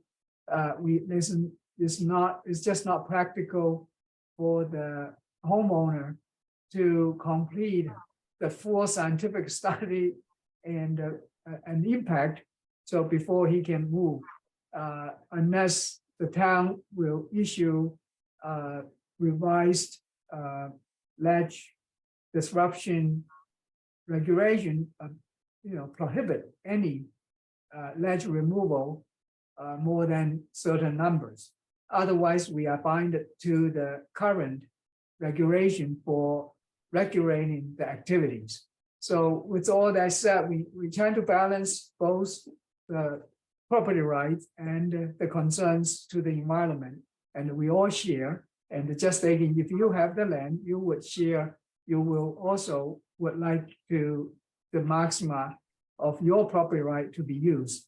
And at the same time, we are concerned to the what's possibility that impact is due to what we can learn from the past, and that this to shed some light for our move to a best solution for all, not just for us. We are not, obviously we are not just builder to get the money out of the land and leave. So he's going to stick in there drinking the same water you drink. So there's no question, we share the same interest. So Okay, with all that said, Addie, so if you can given that permission to move it to the 21st, and Mike, so if you want to chip in, as I can only speak whatever as engineer I can do, but that they, as the owner, they will have to exercise that right to determine that. I'd like to hear from the homeowner. Or property. Eddie, you are? Now I am. Okay. Good evening, everyone, and I appreciate the concerns of everyone. But like Duchesne said, I'll be drinking and using that water as much as you guys would. So my concern is the same as yours.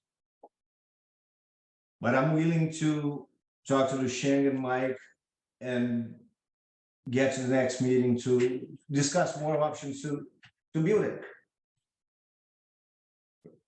Okay, I'd like to mention one thing that you brought up, Duchesne, that I think is important. You're talking about methodologies that might have been employed elsewhere. Again, probably the strongest preventative measure that I have read about is managing the materials that are broken up and removing them, covering them while they're on site. Where you remove them to, I don't know. And again, I think the testing that you talked about. So maybe those are things to consider if you were going to move ahead with the bedrock disruption, is to maximize the prevention of the release of those materials into the ground. Sure. That's something, and that is a change from what you presented. So I think it might be good to have some time to mull that over. Yeah, we definitely consider that. So since Eddie, so giving us the okay to move to June 21st, we will investigate into including the chair suggested, and I agree, so during the, if we have to go down that road to, so what we're coming up, preventive methodology from reaching or leaching the broken ledge minerals or chemicals into the ground. So either take it out right away or, and so cover it temporary. And so, and get into a place they don't have the concerns for groundwater. They have public water supply and they can use it for landfill, whatever it is. That's what Okay, and we will consider. Agreed. okay, so we will find a time on the next agenda and let you know when we can have that discussion. So Ellen has just informed me we might have an issue just because now our public hearing is so delayed that we might have to reschedule the whole thing, because I don't know if people who wanted to hear that are still present or whether some had to drop off or not. And let me see, we still have the same number of people roughly that we had an hour ago. So we can talk about that. But okay, so we're going to continue this discussion at the June 21st meeting, time to be determined. And certainly invite people back. And again, I think the discussion was interesting, and Brian, is this really brief because we need to talk about whether we're talking about our regulatory updates, which were a very important aspect of tonight's meeting. Yep, go ahead. It's very brief. It's very brief. So Deshang, as a scientist, I'm sure that you would be able to do some empirical research. When we're talking about contamination of water supplies, we're talking about a teacup in the Empire State Building. It doesn't take much to contaminate drinking water. So when you're doing your research, just apply some simple math and empirical studies to this particular case if you want to convince the board that no harm will come from the blasting. It can't be that hard. You're going to have to make assumptions, but you're a scientist. Go ahead and do that and present a case so that we at least can evaluate the veracity of your claims. Because right now you're just saying, trust me. I don't see anything to trust. If you put up calculations and numbers, then we can talk. I think that makes a lot more sense. Thank you for hearing me. Okay. Thank you, Brian. I'm not saying just, I didn't ask even you guys trust me. I didn't using even that word a single time. I'm just saying we are following the town's regulations strictly to what we are required to do. And so the risk is there. I recognize it. I believe the regulation recognize it, but I'm reading it. The regulation doesn't provide a mechanism or a performance standard for us to follow. The only thing I can see is the neighbors testing their water. If that water later on turned out into the impact, Then what do we do? You will have to sue the Right, owner great. to get Okay, that. That's so- what I understand. You want to All do right. that? That's what just the regulation that it is. I'm not saying you should go that way or we expect you to do that way. No, I'm just simply say that's what I'm reading from the regulation and the board's direction. I'm not saying that that is the right or wrong one. I'm just saying if I'm reading it right, that's what I'm reading. And you can read in Yes. different way, that's different, so. Okay, so I think really we do have to consider moving on because there would be such a delay in our regulatory updates if we need to republish the hearing entirely. So the board needs to have a discussion about that right now. So thank you everyone though, and certainly stay for the regulatory updates if you're interested. And Ellen, what?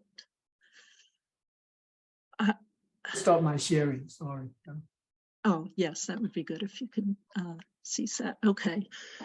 So, all right, based on Ellen's concern about whether it's okay for us to go on now that people have been waiting for an 8 o'clock start for 56 minutes. I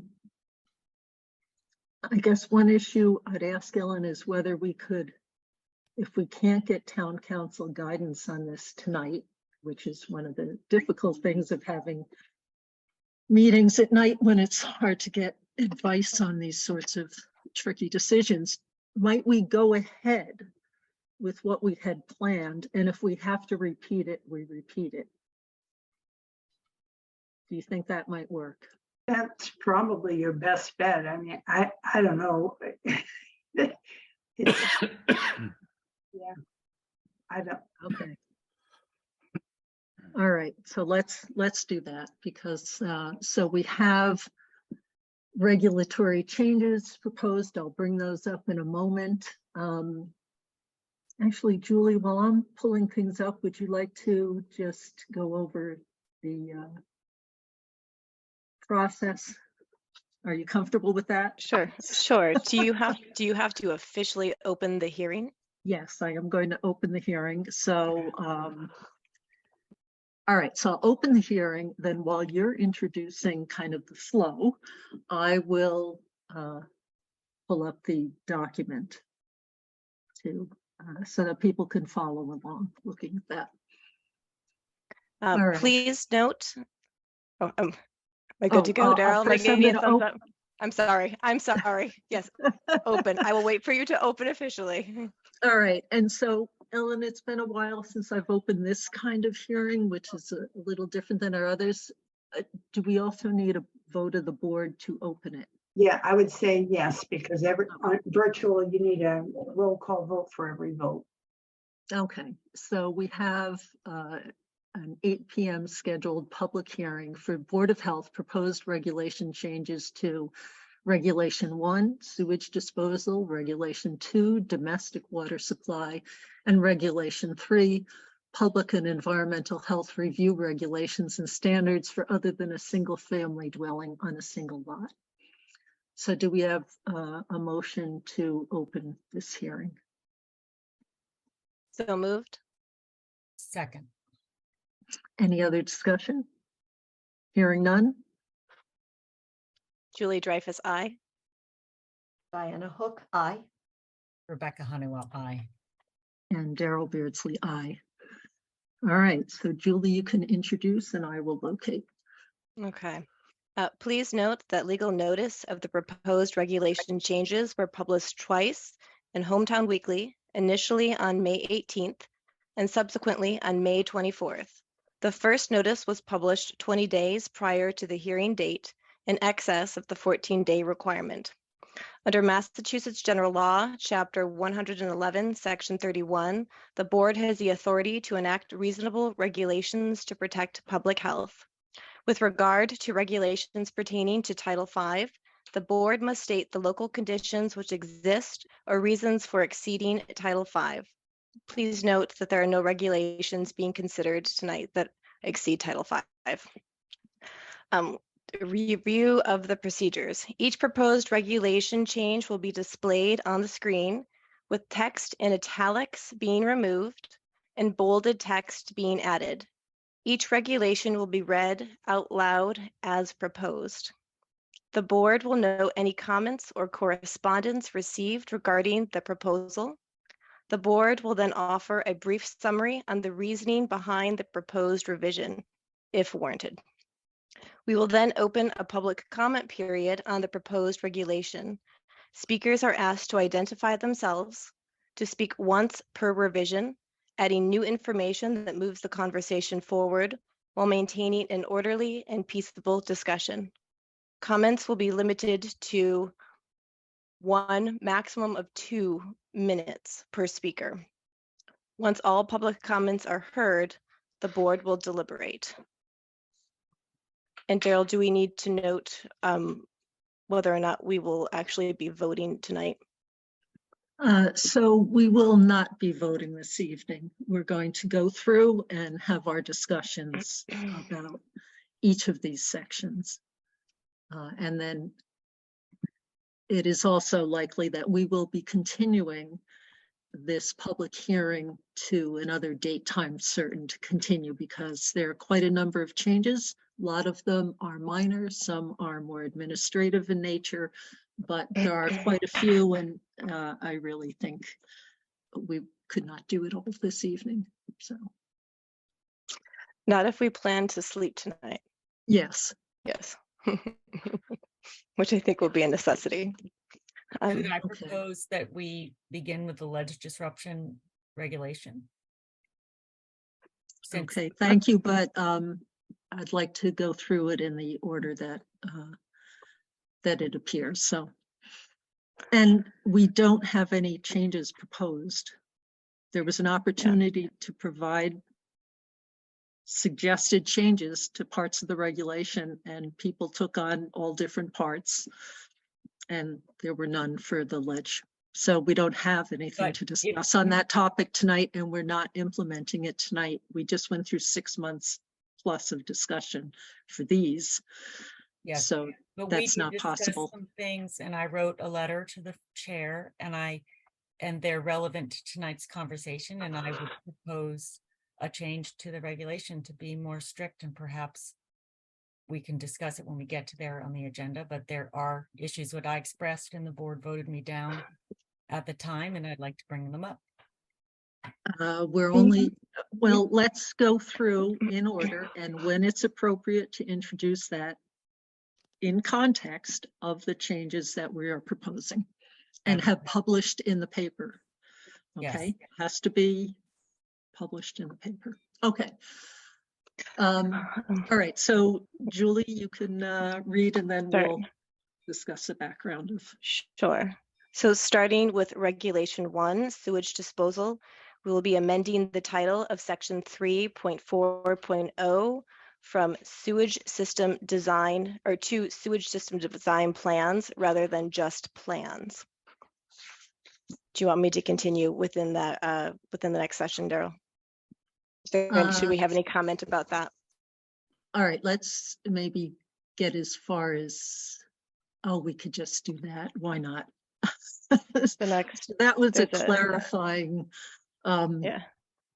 a clarifying aspect as to what plans were specifically being referenced by this section. So, Yes, and if I can add, Daryl, hi, it's Mark. certainly. Hi. The one change there was for the new regulation. The new regulations that, well, actually came out a while back, requires a soil evaluator to submit the septic system soil testing. So that is down at the next page, page 218. And that's the only substantial change. It was just to clarify who submits those soil test reports. Shall I read that, Daryl? Yes. So Regulation 1, subsection 3.4.1G, the results of the soil logs is provided by the soil evaluator, soil classification and maximum water table elevations encountered for all test holes, and the name of the individual who witnessed the test for the Board of Health. Okay. Does the board, anyone on the board have any questions about this? Do we have to confirm that if there was correspondence? Ellen, I don't believe we received any correspondence, have we? No, the office has not received any correspondence at all regarding any of the proposed changes to the regulations. Perfect. That just saved a bunch of time. Thank you, Ellen. Okay. Does anyone, any of the public have a question on this or comment? Okay, Brian. Sorry, just a quick question. If I had a comment about this, do I save them all to the end or do I do it at each? I think it'll be chapter easier verse? to do it at each one because there are a lot of little changes, so it'd be hard to recall. So in this comment, it says all soil testing that was done. You know, we're aware of several instances where soil testing is done without a soil evaluator present. If a parcel had soil testing done on it where the town agent was not available, such like Mark wasn't there to witness the test, shouldn't those also be provided to to Mark and to the board as part of the, package that's delivered? I can Mark, would answer you that, like to Darryl. address that? Sure. Yeah, if they're doing voluntary soil exploration, they only are required to get conservation approval to make sure they're not disturbing wetlands. So it is allowed to do voluntary soil exploration without my witnessing. I understand that, but as part of the permitting process, shouldn't they be required to submit all of their tests, not just the ones that are favorable to their cause? Good question. Because I'll tell you what, my neighbor did a bunch of testing and never got submitted to your board. There was. I will, Well, go yeah, ahead, Mark. You answer I and was then just I gonna, have a comment. I'm gonna stick to the same script. It's not a script, it's the requirements. If So you the do requirements as they volunteer- stand now, Mark, I'll wait for Darrow to recognize Yeah, you. Brian, please let Mark finish answering and then I have a comment as well. And Darrow, I'll let you know when I'm finished. Thank you. Not trying to make this contentious in any way, but as it relates to soil testing, if someone wishes to do voluntary soil testing, they can do that and they're not required to submit the soil test data. If they're doing it for another commission, they can do that without submitting the data to us. If they're doing testing for the purpose of Board of Health required septic plans, and they reach out to us to go forward with the soil test application, then indeed we set up the soil test date and we witness the testing with the engineer or the registered sanitarian or a soil evaluator. Thank you, Darryl. Okay, and I was going to note that for anything for which we have jurisdiction and have to verify, Mark will witness it. So if there's more data about parts of the property that have nothing to do with the septic system being proposed, then we don't, we can't insist on that.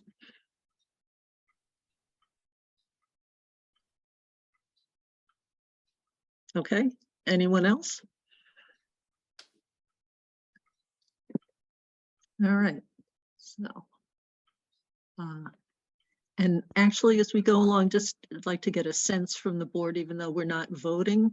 Does anyone have any objections to these two changes? No? Okay. So we're moving on to subsection 4.0, application procedures. I'll wait till you get that up, Daryl. Oops, there we go. Okay.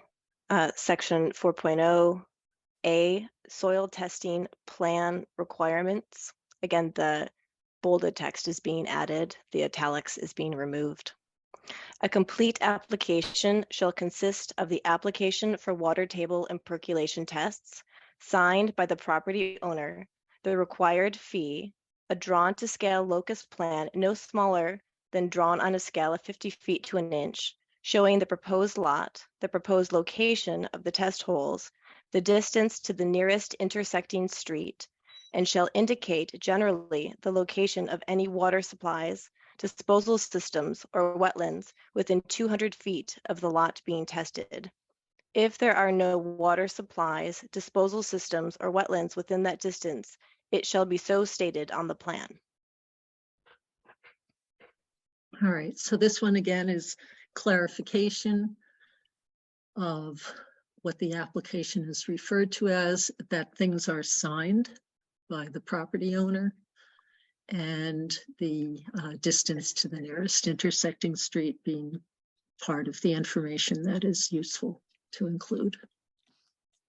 And those are things that have been done for a while, but we were weaving them into the regulations more to be more clear. And Brian, I see your hand up again. Thank you for recognizing me. Yes, we have wetlands. The concern I have here is that someone is going to use those terms to avoid mapping areas that are subject to protection under the Wetlands Protection Act as opposed to wetlands per se. And I'm wondering if that can be clarified either through ensuring the definition of wetlands includes any areas subject to protection under the act including riverfront protection areas, inland banks, blah, blah, blah, per, the appropriate CMR reference, that might make it easier as opposed to having to revise each and every section where you talk about wetlands within your regulation.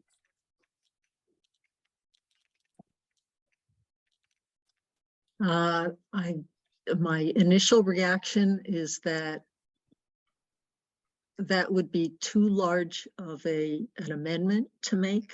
When we developed these, again, in public hearings over many months, we came up with this. We can't deviate too much from what we've published, although we can consider that, I believe, for the next go round. Are wetlands per se in your regulations defined as any areas subject to protection under the Act? Excuse me, repeat that. I'm sorry if I wasn't clear. Is the term wetlands in your regulations identified in the definitions as being any area subject to protection under the Act as opposed to simply wetlands? Daryl, I could Go help. ahead, Mark. Yeah, when we're reviewing these, obviously we're pulling out the sections that are being discussed by the board, but within section 3.4.2, which unfortunately I'm looking at the old design requirements, but I'm sure we did not remove it.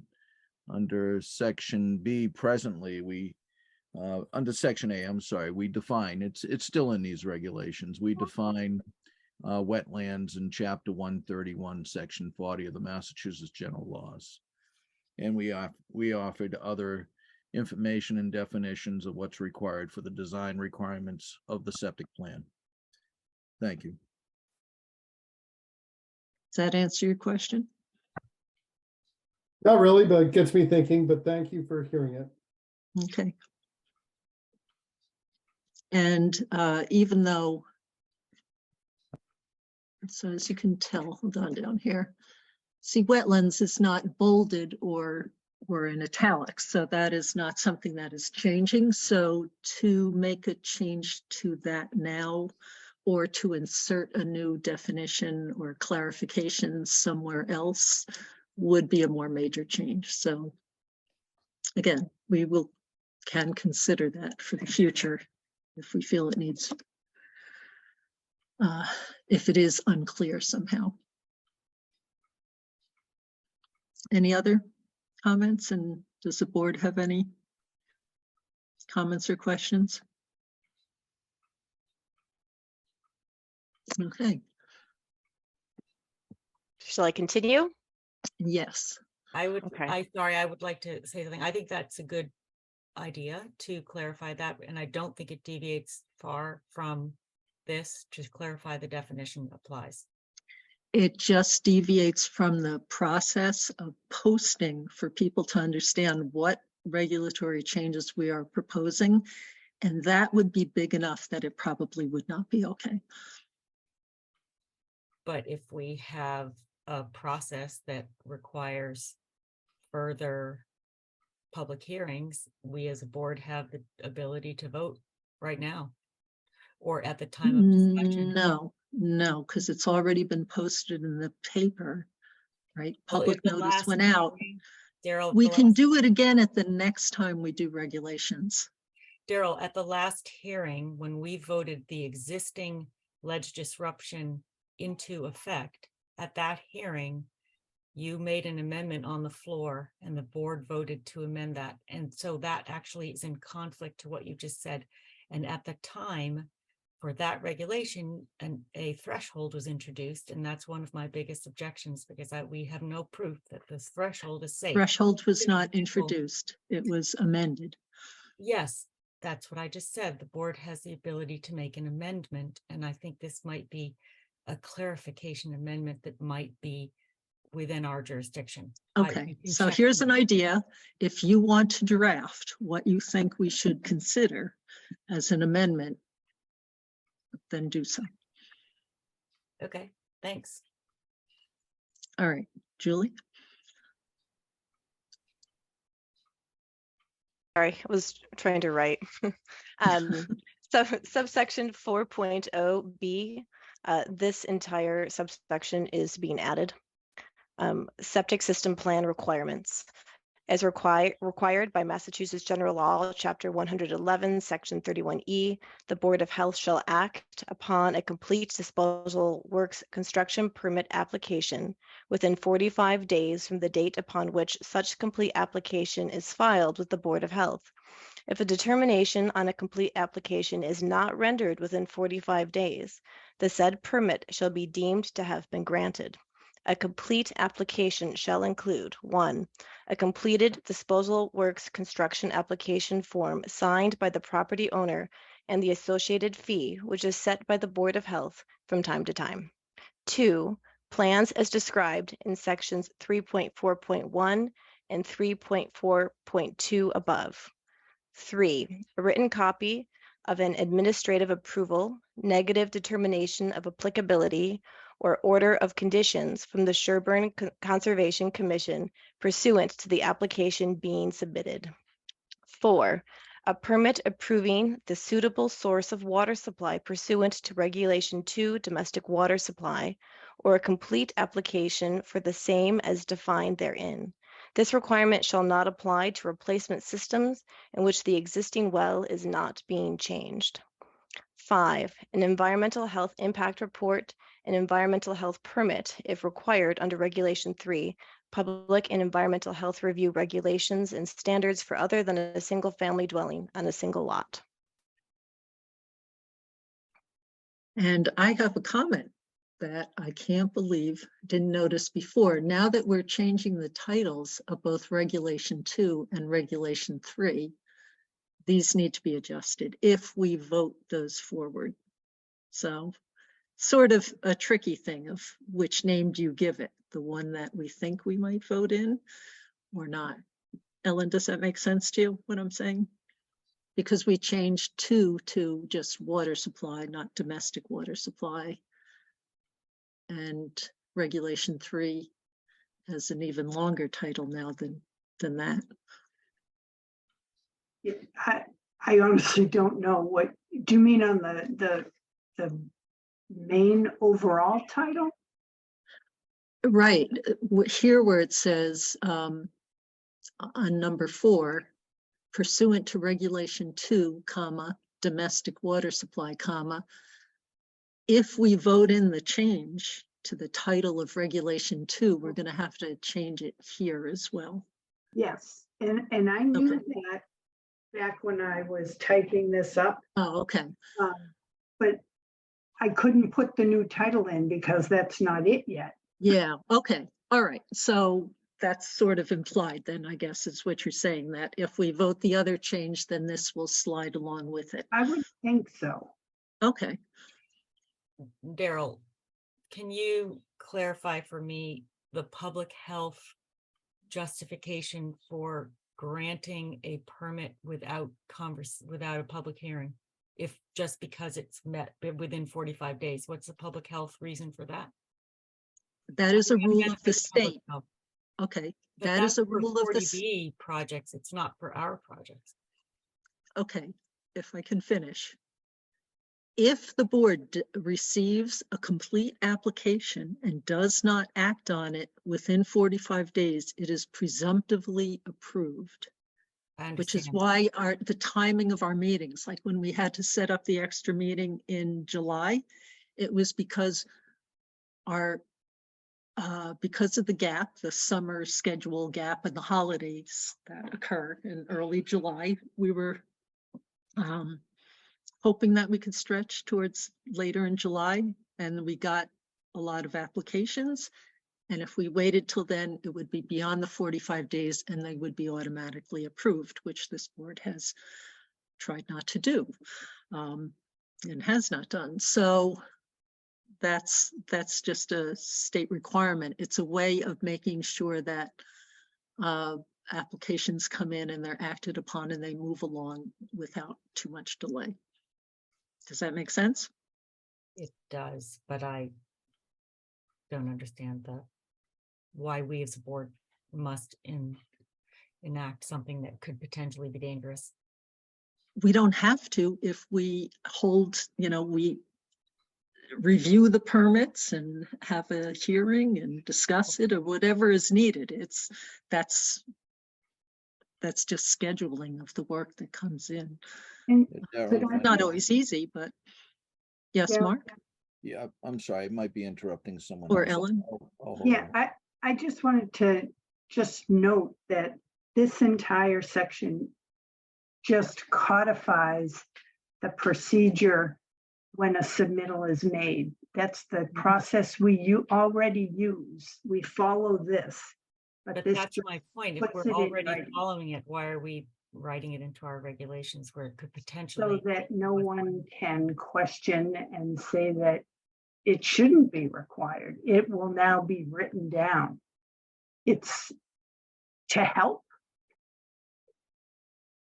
Yeah, no, and I can add to some of this, Ellen, if you'd like, and for the board as well. When we do receive a septic plan, it does get reviewed, and if there are deficiencies, it will not be approved. They will get a letter stating that there are deficiencies on the septic plan.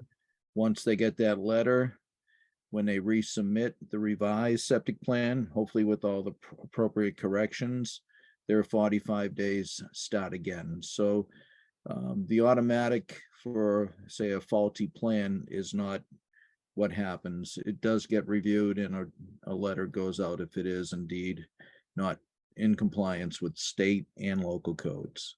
Right. Well, I didn't think we had a deficiency there. And as long as we have the ability to identify errors and things that need to be corrected, then it's fine. I had missed that before.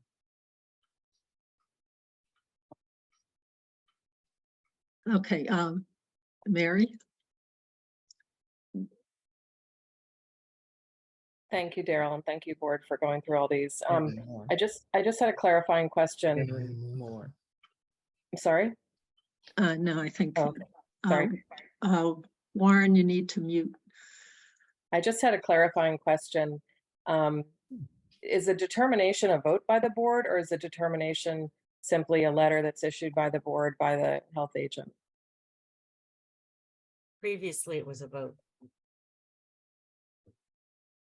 So there's some things that the agent can do, depends on, well, we are talking about disposal works, construction permit. So yes, it's a vote of the board. So it has to be a vote of the board. Does that need to be, does that need to be clarified? That's what I'm questioning.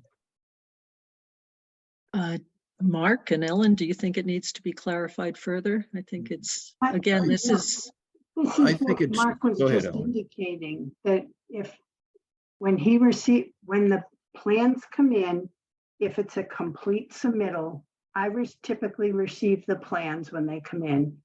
If it is complete with all of these requirements, the conservation approval, the fee, the full application, I then give the submittal to Mark. That's when the 45 days begins, and he does his review. If he determines that there's errors or omissions on the plan, he then, as he just said, would send a letter.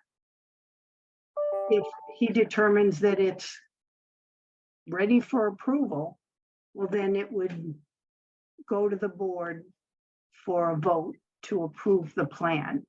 But I believe in that portion where it says if a determination on a complete application is not rendered within 45 days, that's Mark's determination on if it's his sending a letter of deficiency or bringing it to the board at a meeting for approval.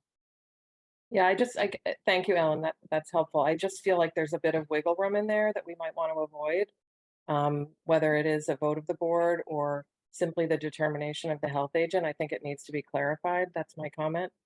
And then I did have a second comment, Daryl, if I could share it on section 5 or number 5 on the EHIR. Okay, so I'll just mention too, though, that at our meetings, the agent can bring forward things that he has reviewed, have passed his review, but need our approval. Yeah. Or things to discuss that are kind of in process. So it doesn't hold up that 45 days. You know, he doesn't have to be posted at the same time. There's just more flexibility to add that. And we have also had special meetings at times if something, as we're about to in July, if something is time sensitive. So things haven't fallen through the cracks, if that's part of the concern. Or if you're concerned about a determination being made only by the agent and not by the board, is that part of it? I guess it's just more, you know, a complete application is I guess determined by Mark And Ellen. Both. and Ellen. So maybe And that should be. they know the details way better than we do.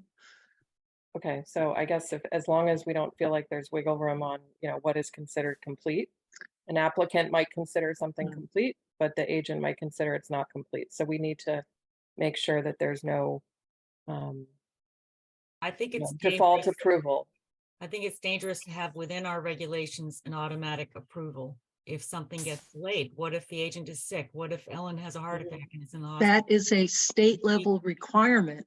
Whether we rate it in our regulation or not, that requirement has been one that we have had to follow for decades. I know, and they do a great job, but I don't know why. But they now have a regulation to point to, which they didn't have before, when we might not have an opportunity to review something. And I think that's important because Sherborn has unique characteristics across the state, and the state is aware of this at DEP. They're not. Except this regulation exists no matter, this requirement exists whether we have it written in our regulation or not. We are just clarifying it for those who come before us so that they don't challenge it and we don't spend a lot of extra time explaining that this is the procedure. We want it complete. Mark has a many-page list, checkoff list to record deficiencies and provide that to applicants. So it's all documented what the problems are. So Well, if the regulations say it has to go in front of the board before it can be authorized, then it's on the homeowner to complete the application with sufficient time. And it doesn't allow it to get, you know, a lot of things are submitted at the last minute. We have very little, we have a fantastic staff who do a very good job, but lots of, it might allow things to fall through the cracks that we might miss. well, no, actually, this was trying to strengthen that 45 days doesn't start until the application is complete. Doesn't start when it dribs and drabs in. It's when it's complete.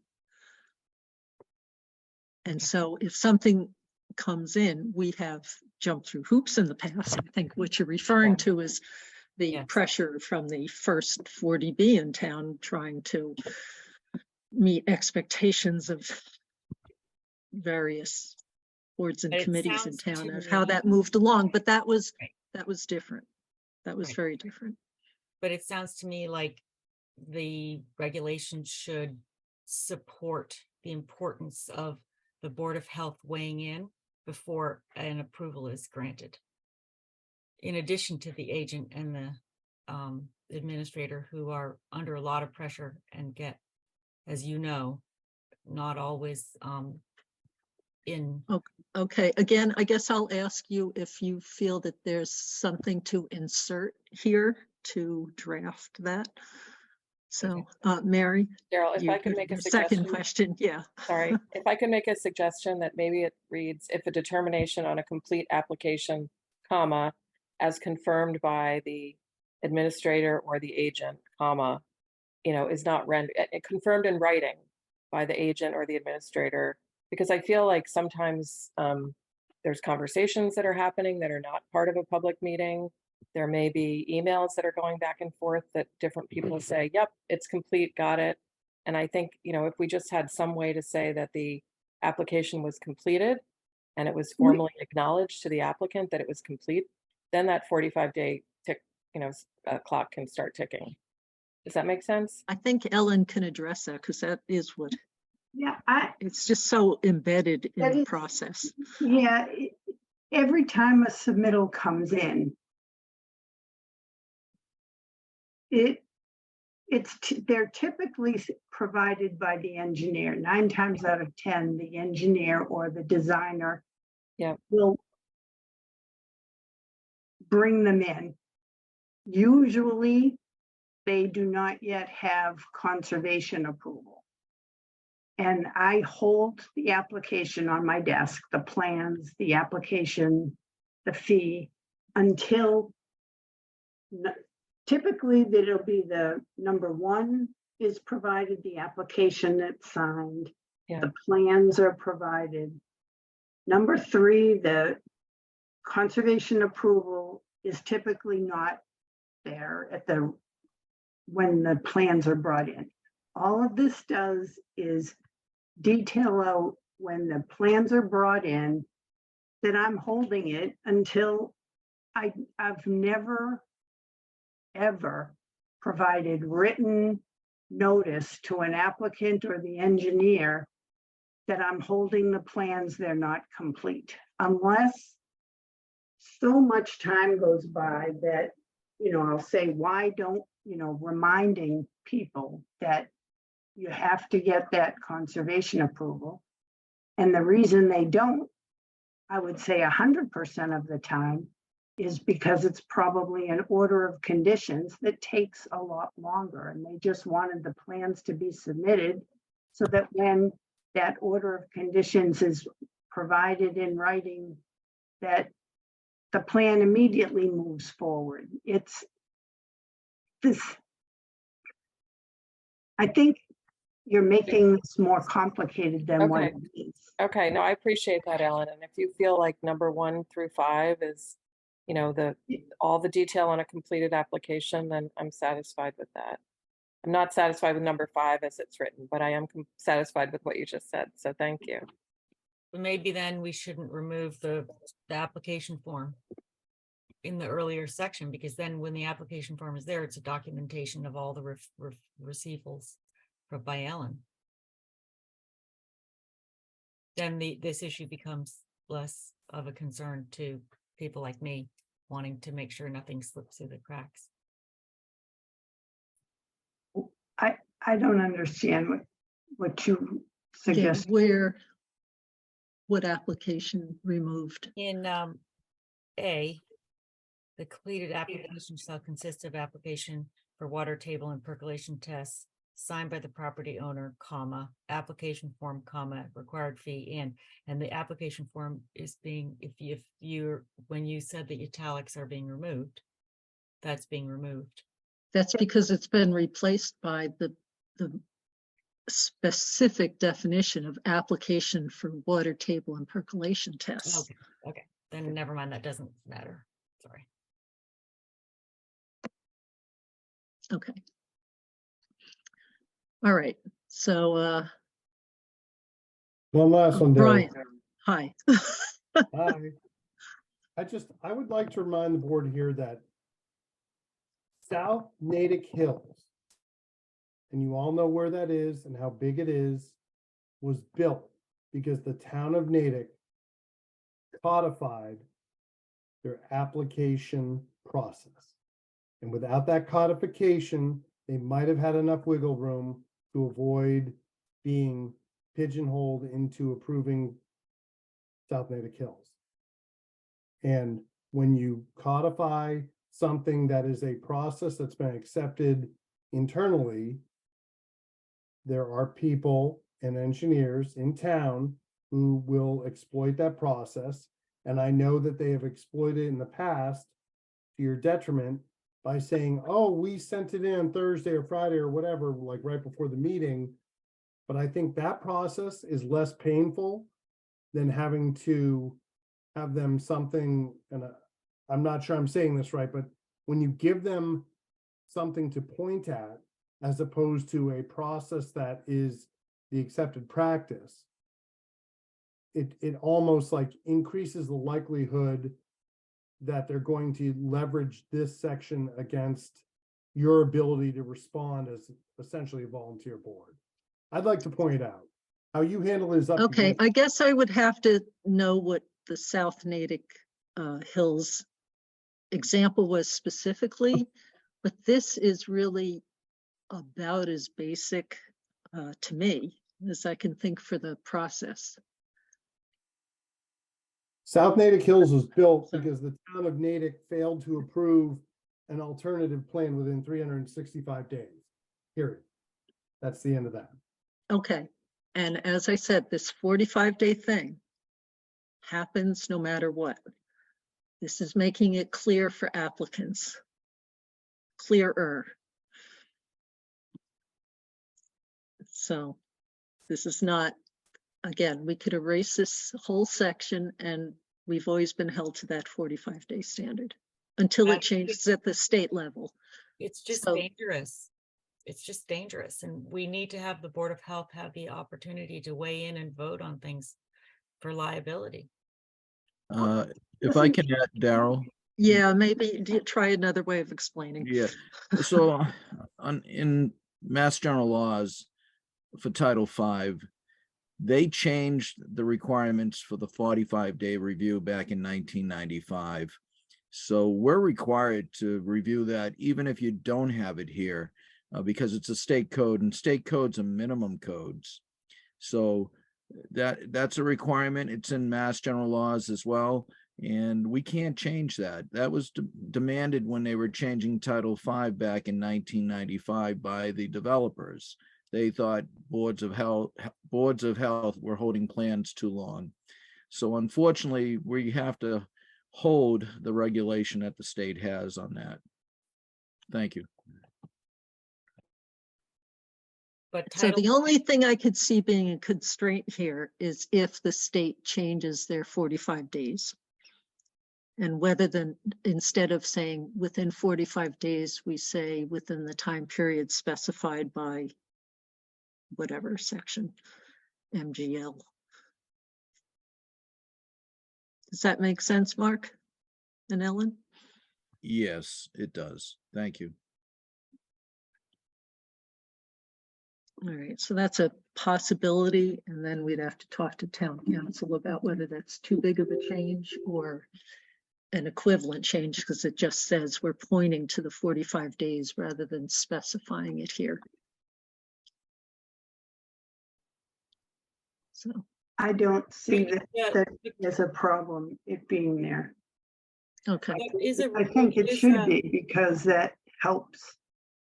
yeah, the as resident. opposed to having it more obscure. Yes. And I guess if the state was going to change to say 60 days, then we would just need to revise this section.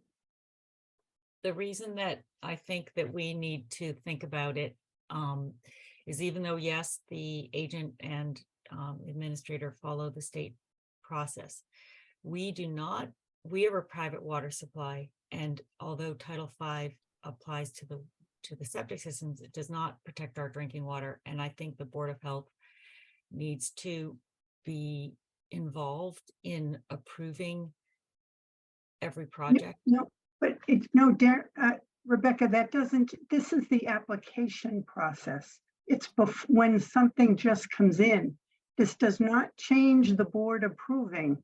The board will still see every single plan and approve every single plan. This is just when the plan is submitted to the office before it goes through the review process. This has nothing to do with plan approval. But The section permit A, shall be deemed to have been granted, but the permit is going to be granted, I mean, by this process. no, it would only be granted if Mark didn't do his job and review the plan within 45 days and send a deficiency letter if it wasn't ready for approval. Right. Mark has never done that. All I'm saying is that in a town like Sherborn with 100% private water supplies, we might not want to have it in our regulations to allow a permit to be authorized if something were to happen to the process. It is still in Title V though. So it whether it's written here or not, that's not going to change. But this gives the applicant more information. And it's got Just in nothing my to do opinion, with I plan. know that at the state level, they cannot protect our wells. The only people who can is the Board of Health, because we do not have public water supplies. The laws do not protect our water. This We're is only enforcing. Well, So I don't think we actually, have automatic approval. application for septics. This is the section A talks about the application process for the soil testing application. Section B talks about the application process for the septic system design plan. These two sections have nothing to do with wells. Except for if the septic system isn't placed well, it does affect the drinking water, and that it doesn't happen anywhere else in the state. Because no one else drinks the water that is nearby, and that's our job. and all this is saying is that we've got to fulfill that job with the complete application within 45 days, which is a state requirement put upon us. We have been doing the within 45 days. I made my for point. Okay, we don't need to go decades. round and round. I just think that it's dangerous to have it within the regs, even though we're following the state process, because the state laws don't apply to us anyway with private water supplies. So But that's, this is septic. I This is understand. septic. I understand. It affects- So this does apply to I us. It's understand septic. that I understand what Title V is under, what septics are. It's just that it will have the potential to affect our drinking water, which is why I just don't like automatic approvals. I think they're dangerous, and we can continue to follow the state procedures. We just don't need There to have. hasn't been an automatic approval since you've been on the board, nor for decades before. I so- know, but that's why I don't, I'm just saying we don't need to have it in the regs. That's all. Okay, all right, onward. Oh, Diana, did you have any questions? You actually answered my question, because I did have a question of part A. Well, no, the part B about the determination as to who was doing what. Oh. Yeah, no, it takes, I don't have all of this memorized. I think Ellen and Mark do, but there are so many details associated with this that it really does take referring back to things like this document and the regs periodically to get it all straight. All right. Shall I continue, Daryl, to Yes. subsection C? Mhm. All right. Subsection 4.0 C, sewage system design plan submittal. An application for a well construction permit and for disposal works construction permit shall be on such form and in such detail as the Board of Health shall prescribe, and shall be submitted simultaneously if both are required, with the required fee or fees. The applications and plan shall conform to the state codes and the Sherborn Board of Health regulations. Before permit can be issued, the applicant shall submit 5 copies of such plans prepared by a qualified registered sanitarian, civil or sanitary engineer, bearing their stamp and signature with street and assessor's map number clearly indicated.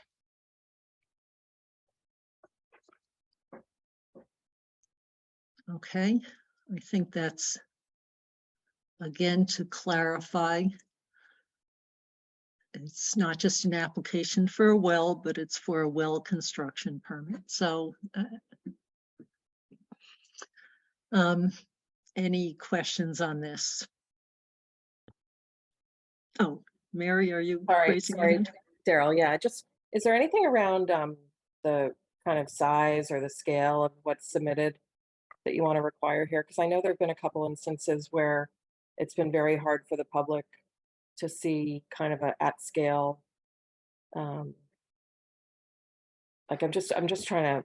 Oh, when we're showing plans, you mean? And Yeah, or I guess what's available in the health office, is that sort of at scale? I don't know what the term is. I can okay, I'll answer let that. Mark address that. Sure. And that's a good question. In fact, we do require that the scale be between 1 inch equals 10 feet to 1 inch equals 30 feet. So they can use scales within that range. Okay, and is that required anywhere, or is that just sort of Yes, understood? it's in our regulations. Okay, thank you, Mark. You're welcome. So And when do we you used to wanna have meetings with paper, you could see, the slight variations in scale on different plans, but now with displaying it on the screen, everything is tiny. So, Ellen? I just wanted to say that is noted in section 3.4.1 plan requirements, but no changes are being made there. So it hasn't been discussed. So, okay, any other comments on that? So I'm thinking it Sorry, is- Daryl, sorry. I Oh, didn't get my hand up in time. Isn't okay. it 1 to 50, Mark? Sorry, 1 to 30 is the max. It's not 1 to 50? Yeah, No, that you might be thinking of the locust map, but the scale for septic plans is, it can go anywhere from 1 to 10 to 1 to 30. Most of the time we see 1 to 20 and to 20. Thank you. All right, so we've You're welcome. reached the end of regulation 1. And given that it's already 9:47 and we still have a few more things to do, what's the board's sense about stopping here, perhaps? I don't know how late people are in the mood for staying up, but could go a Carol, little. Yeah, go ahead, Julie. I'm sorry. Given the kind of the number and depth of changes in the next regulation, it just seems cleaner to finish here, and then we can tackle the next regulation kind of in a bigger bolus. It just might make more sense. That's just my opinion. Yeah. And when would we propose another hearing? We'll add it to the June Okay. 21st Okay, meeting. We meeting. just have to pick a time. And, oops, sorry, I have to, oh, I missed letting somebody in. Oh, hard to be paying attention to that and the discussion. So, where was I? Oh, Ellen, schedule for the next meeting. When would we be? right now, they're June 21st. Let me see. There are no appointments. So Other than for the ledge, for the bedrock public, disruption. Yeah. right. So I assume the bedrock disruption, which you didn't schedule a time. So it could be the same thing. I just would strongly recommend that if you do the bedrock disruption first, to take moved on to the public hearing at the scheduled time. Yes. Right. I didn't know that there could be an issue with not starting right on time. Yeah. For a public So I hearing. apologize for that. And maybe we should put this topic first then, even though we don't know how long these discussions will go either. So it's tricky.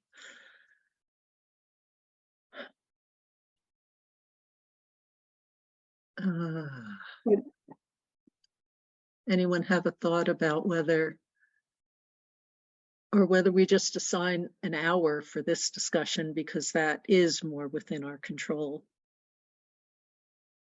in terms of just cutting it off at a particular section when we get there, versus a very open-ended discussion we were having earlier this evening. I guess my question would be for maybe for Ellen, if there's a precedence of if we front load this or back load it. I don't know how it's been done in the past. I mean, I would say to do the bedrock disruption first, but limit that discussion. You've had Mm. you had a lengthy discussion tonight. How much, Right. you know, limit that to a decision, you know, whatever they want to bring up and then make a Mhm. decision. Okay. All right, so that's actually, right, maybe a way to define that better. So should we say 8 o'clock again, or and if there's spare time from after the bedrock disruption discussion, we What? could always fill in with other things that come along. Well, do you want to start the bedrock disruption at like 7:15 Yes, and then do the regulations? at That was 8. the same as tonight. 8 is, yeah, and if it And doesn't. we'll declare up front that we have a hard stop, or yeah, I think we'd have to declare a hard stop. So say we could have a stop, go to the regulations, and go back to, but again, that's a long gap in between those two, so. I like that suggestion, Ellen. It lets us try again. Stick to our schedule. Let's try it again.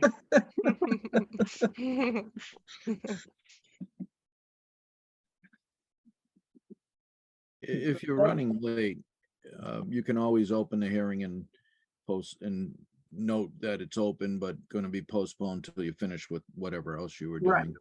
Oh, Yeah. Yeah, Which as long as you Oh. open it and just note that open at the time it's posted, and just you make a notice that the hearing will continue after we finish with the other business. You know, as long as you make that note at the time of the hearing start time, rather, you'll be all set. Okay. Thank you. I completely forgot if I ever even knew that, so. Okay. All right, so then we'll stop here, and I assume we'll need a motion, correct, Ellen? A motion to continue. Yes. All right, so do we have a motion to continue the, let me get the title. The virtual public hearing for proposed changes to the Sherborn Board of Health Regulations for 1, 2, and 3 to June 21st at 8 p.m. Second.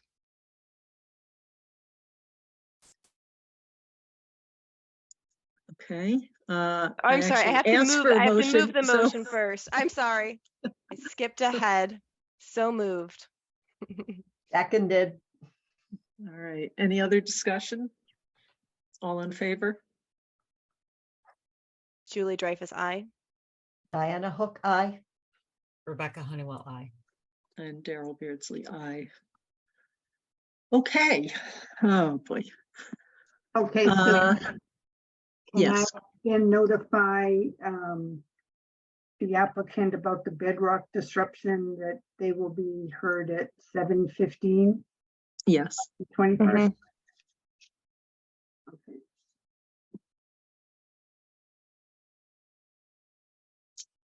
All right. So did people have a chance? Oh, wait, I'm not sharing my screen. Am I? No. Are you seeing my Yes, agenda? you're Yes. still sharing. Okay, that's because I'm in Word. Got it now.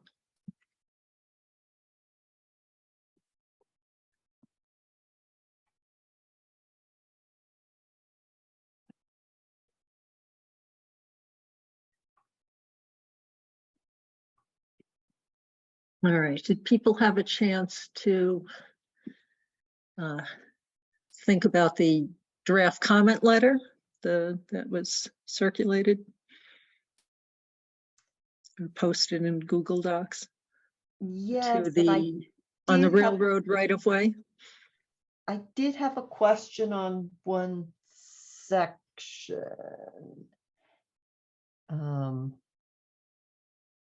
No, I have to, but I don't, yeah. I have to refer to the document.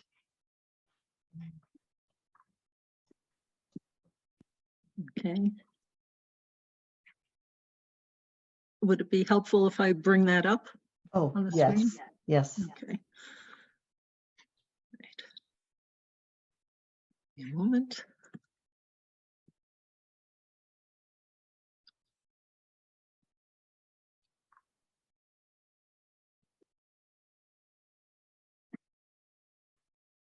Okay, I believe it was on the second page talking about where not spraying, and I should probably pull up my copy so that I can. Okay. Oh, there we go. Categorizes all no spray zones as with double blue sensitive areas. So Okay. a no spray zone, Yeah. a spray zone. Well, yes, that was, I couldn't think of another way to express that. There are no spray zones. Let's see. And then there's no spray zones. So let me pull up a different document. All right, hold on. I'm doing this from memory, Diana, but I think there are no spray zones, and then spray zones are sectioned off based on there's designated proximity, and so it's kind of that will affect the rate of application. Yes, so, yeah. for no, instance, that I understood. But so yeah. when I read this no spray zone, The double negative. yeah, Yeah. How about all zones that are not no spray zones? We'll just make it longer. Or all. Ugh. All right, so on the map, I don't know if you got a chance to look at the map. There's yellow, there's light blue, and there's dark blue. what I didn't understand is it categorizes all no spray zones as double blue sensitive areas, at least for a trial period to determine compatibility with train transport safety goals. So if it's a spray zone, if it's an area where they're going to be spraying, that's what they're proposing to do, isn't it? They have a light blue area, and then the dark blue they call double blue. That's their terminology, blue and double blue. So the light blue area is sprayed annually. The double blue area is sprayed every other year. And their whole reasons for doing this spraying is to keep back certain types of vegetation so it doesn't interfere with safety of operating the trains on the tracks. It's unfortunate they have to use, maybe to do that. How about categorize all the areas currently designated as blue as double blue? Maybe that's another way to address it.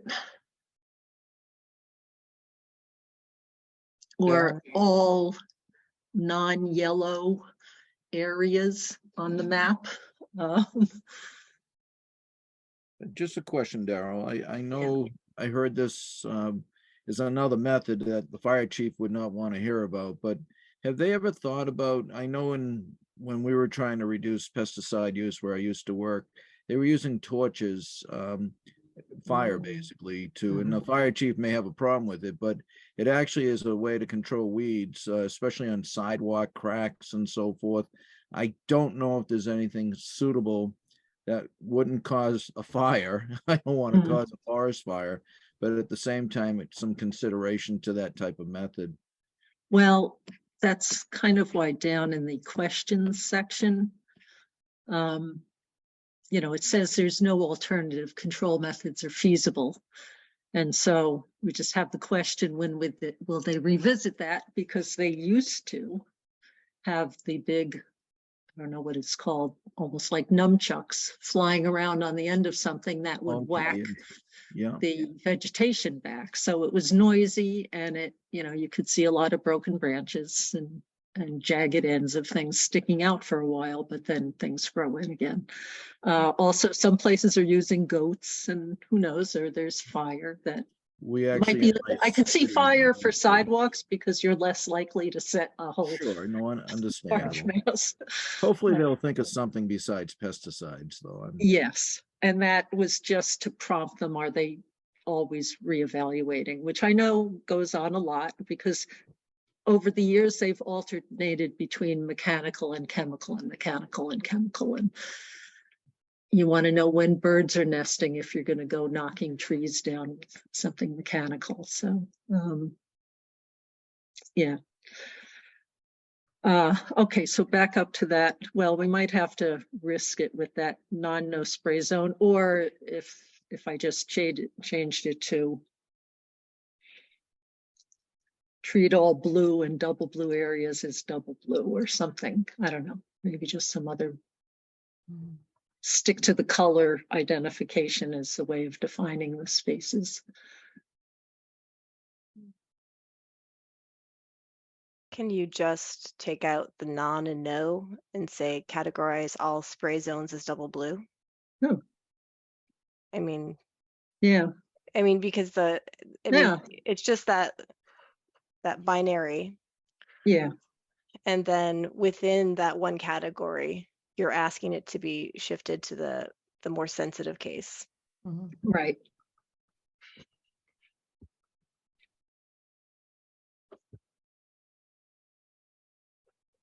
All right. I like that. Does that pass your test, Diana? Yes. Okay.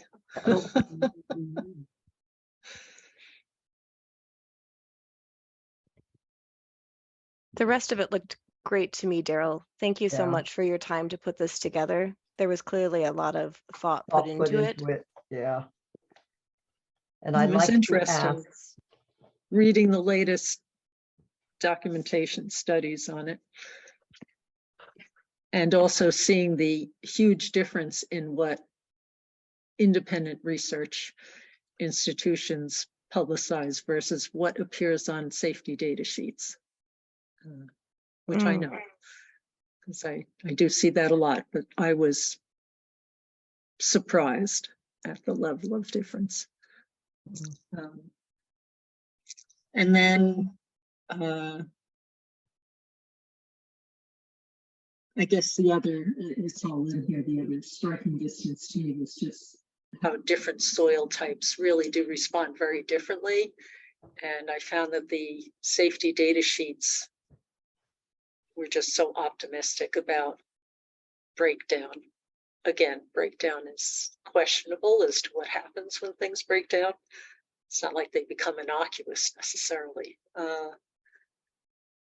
But the 3 days versus the 47 in the literature, 200, at the high end. So it's very optimistic projections. And lots of claims of just no data available.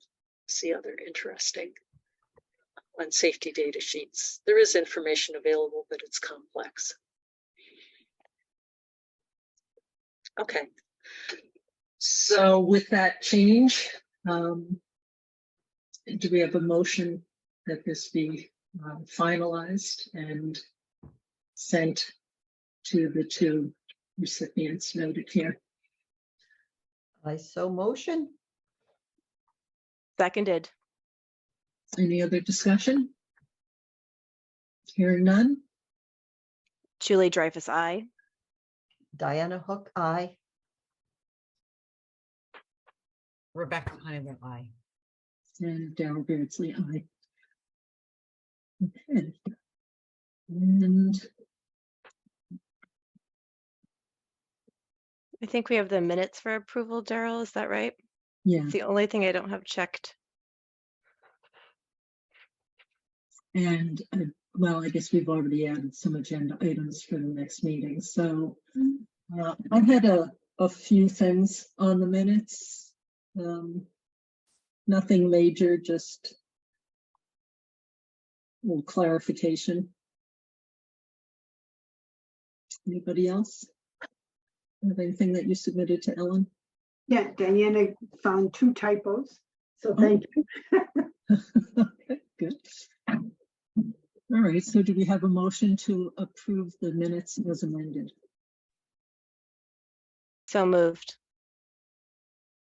Seconded. Any further discussion? Hearing none? Julie Dreyfus, I. Diana Hook, aye. Rebecca Honeywell, aye. And Darrell Beardsley, aye. Okay, so do we have a motion to adjourn the meeting? I so So- motion. Seconded.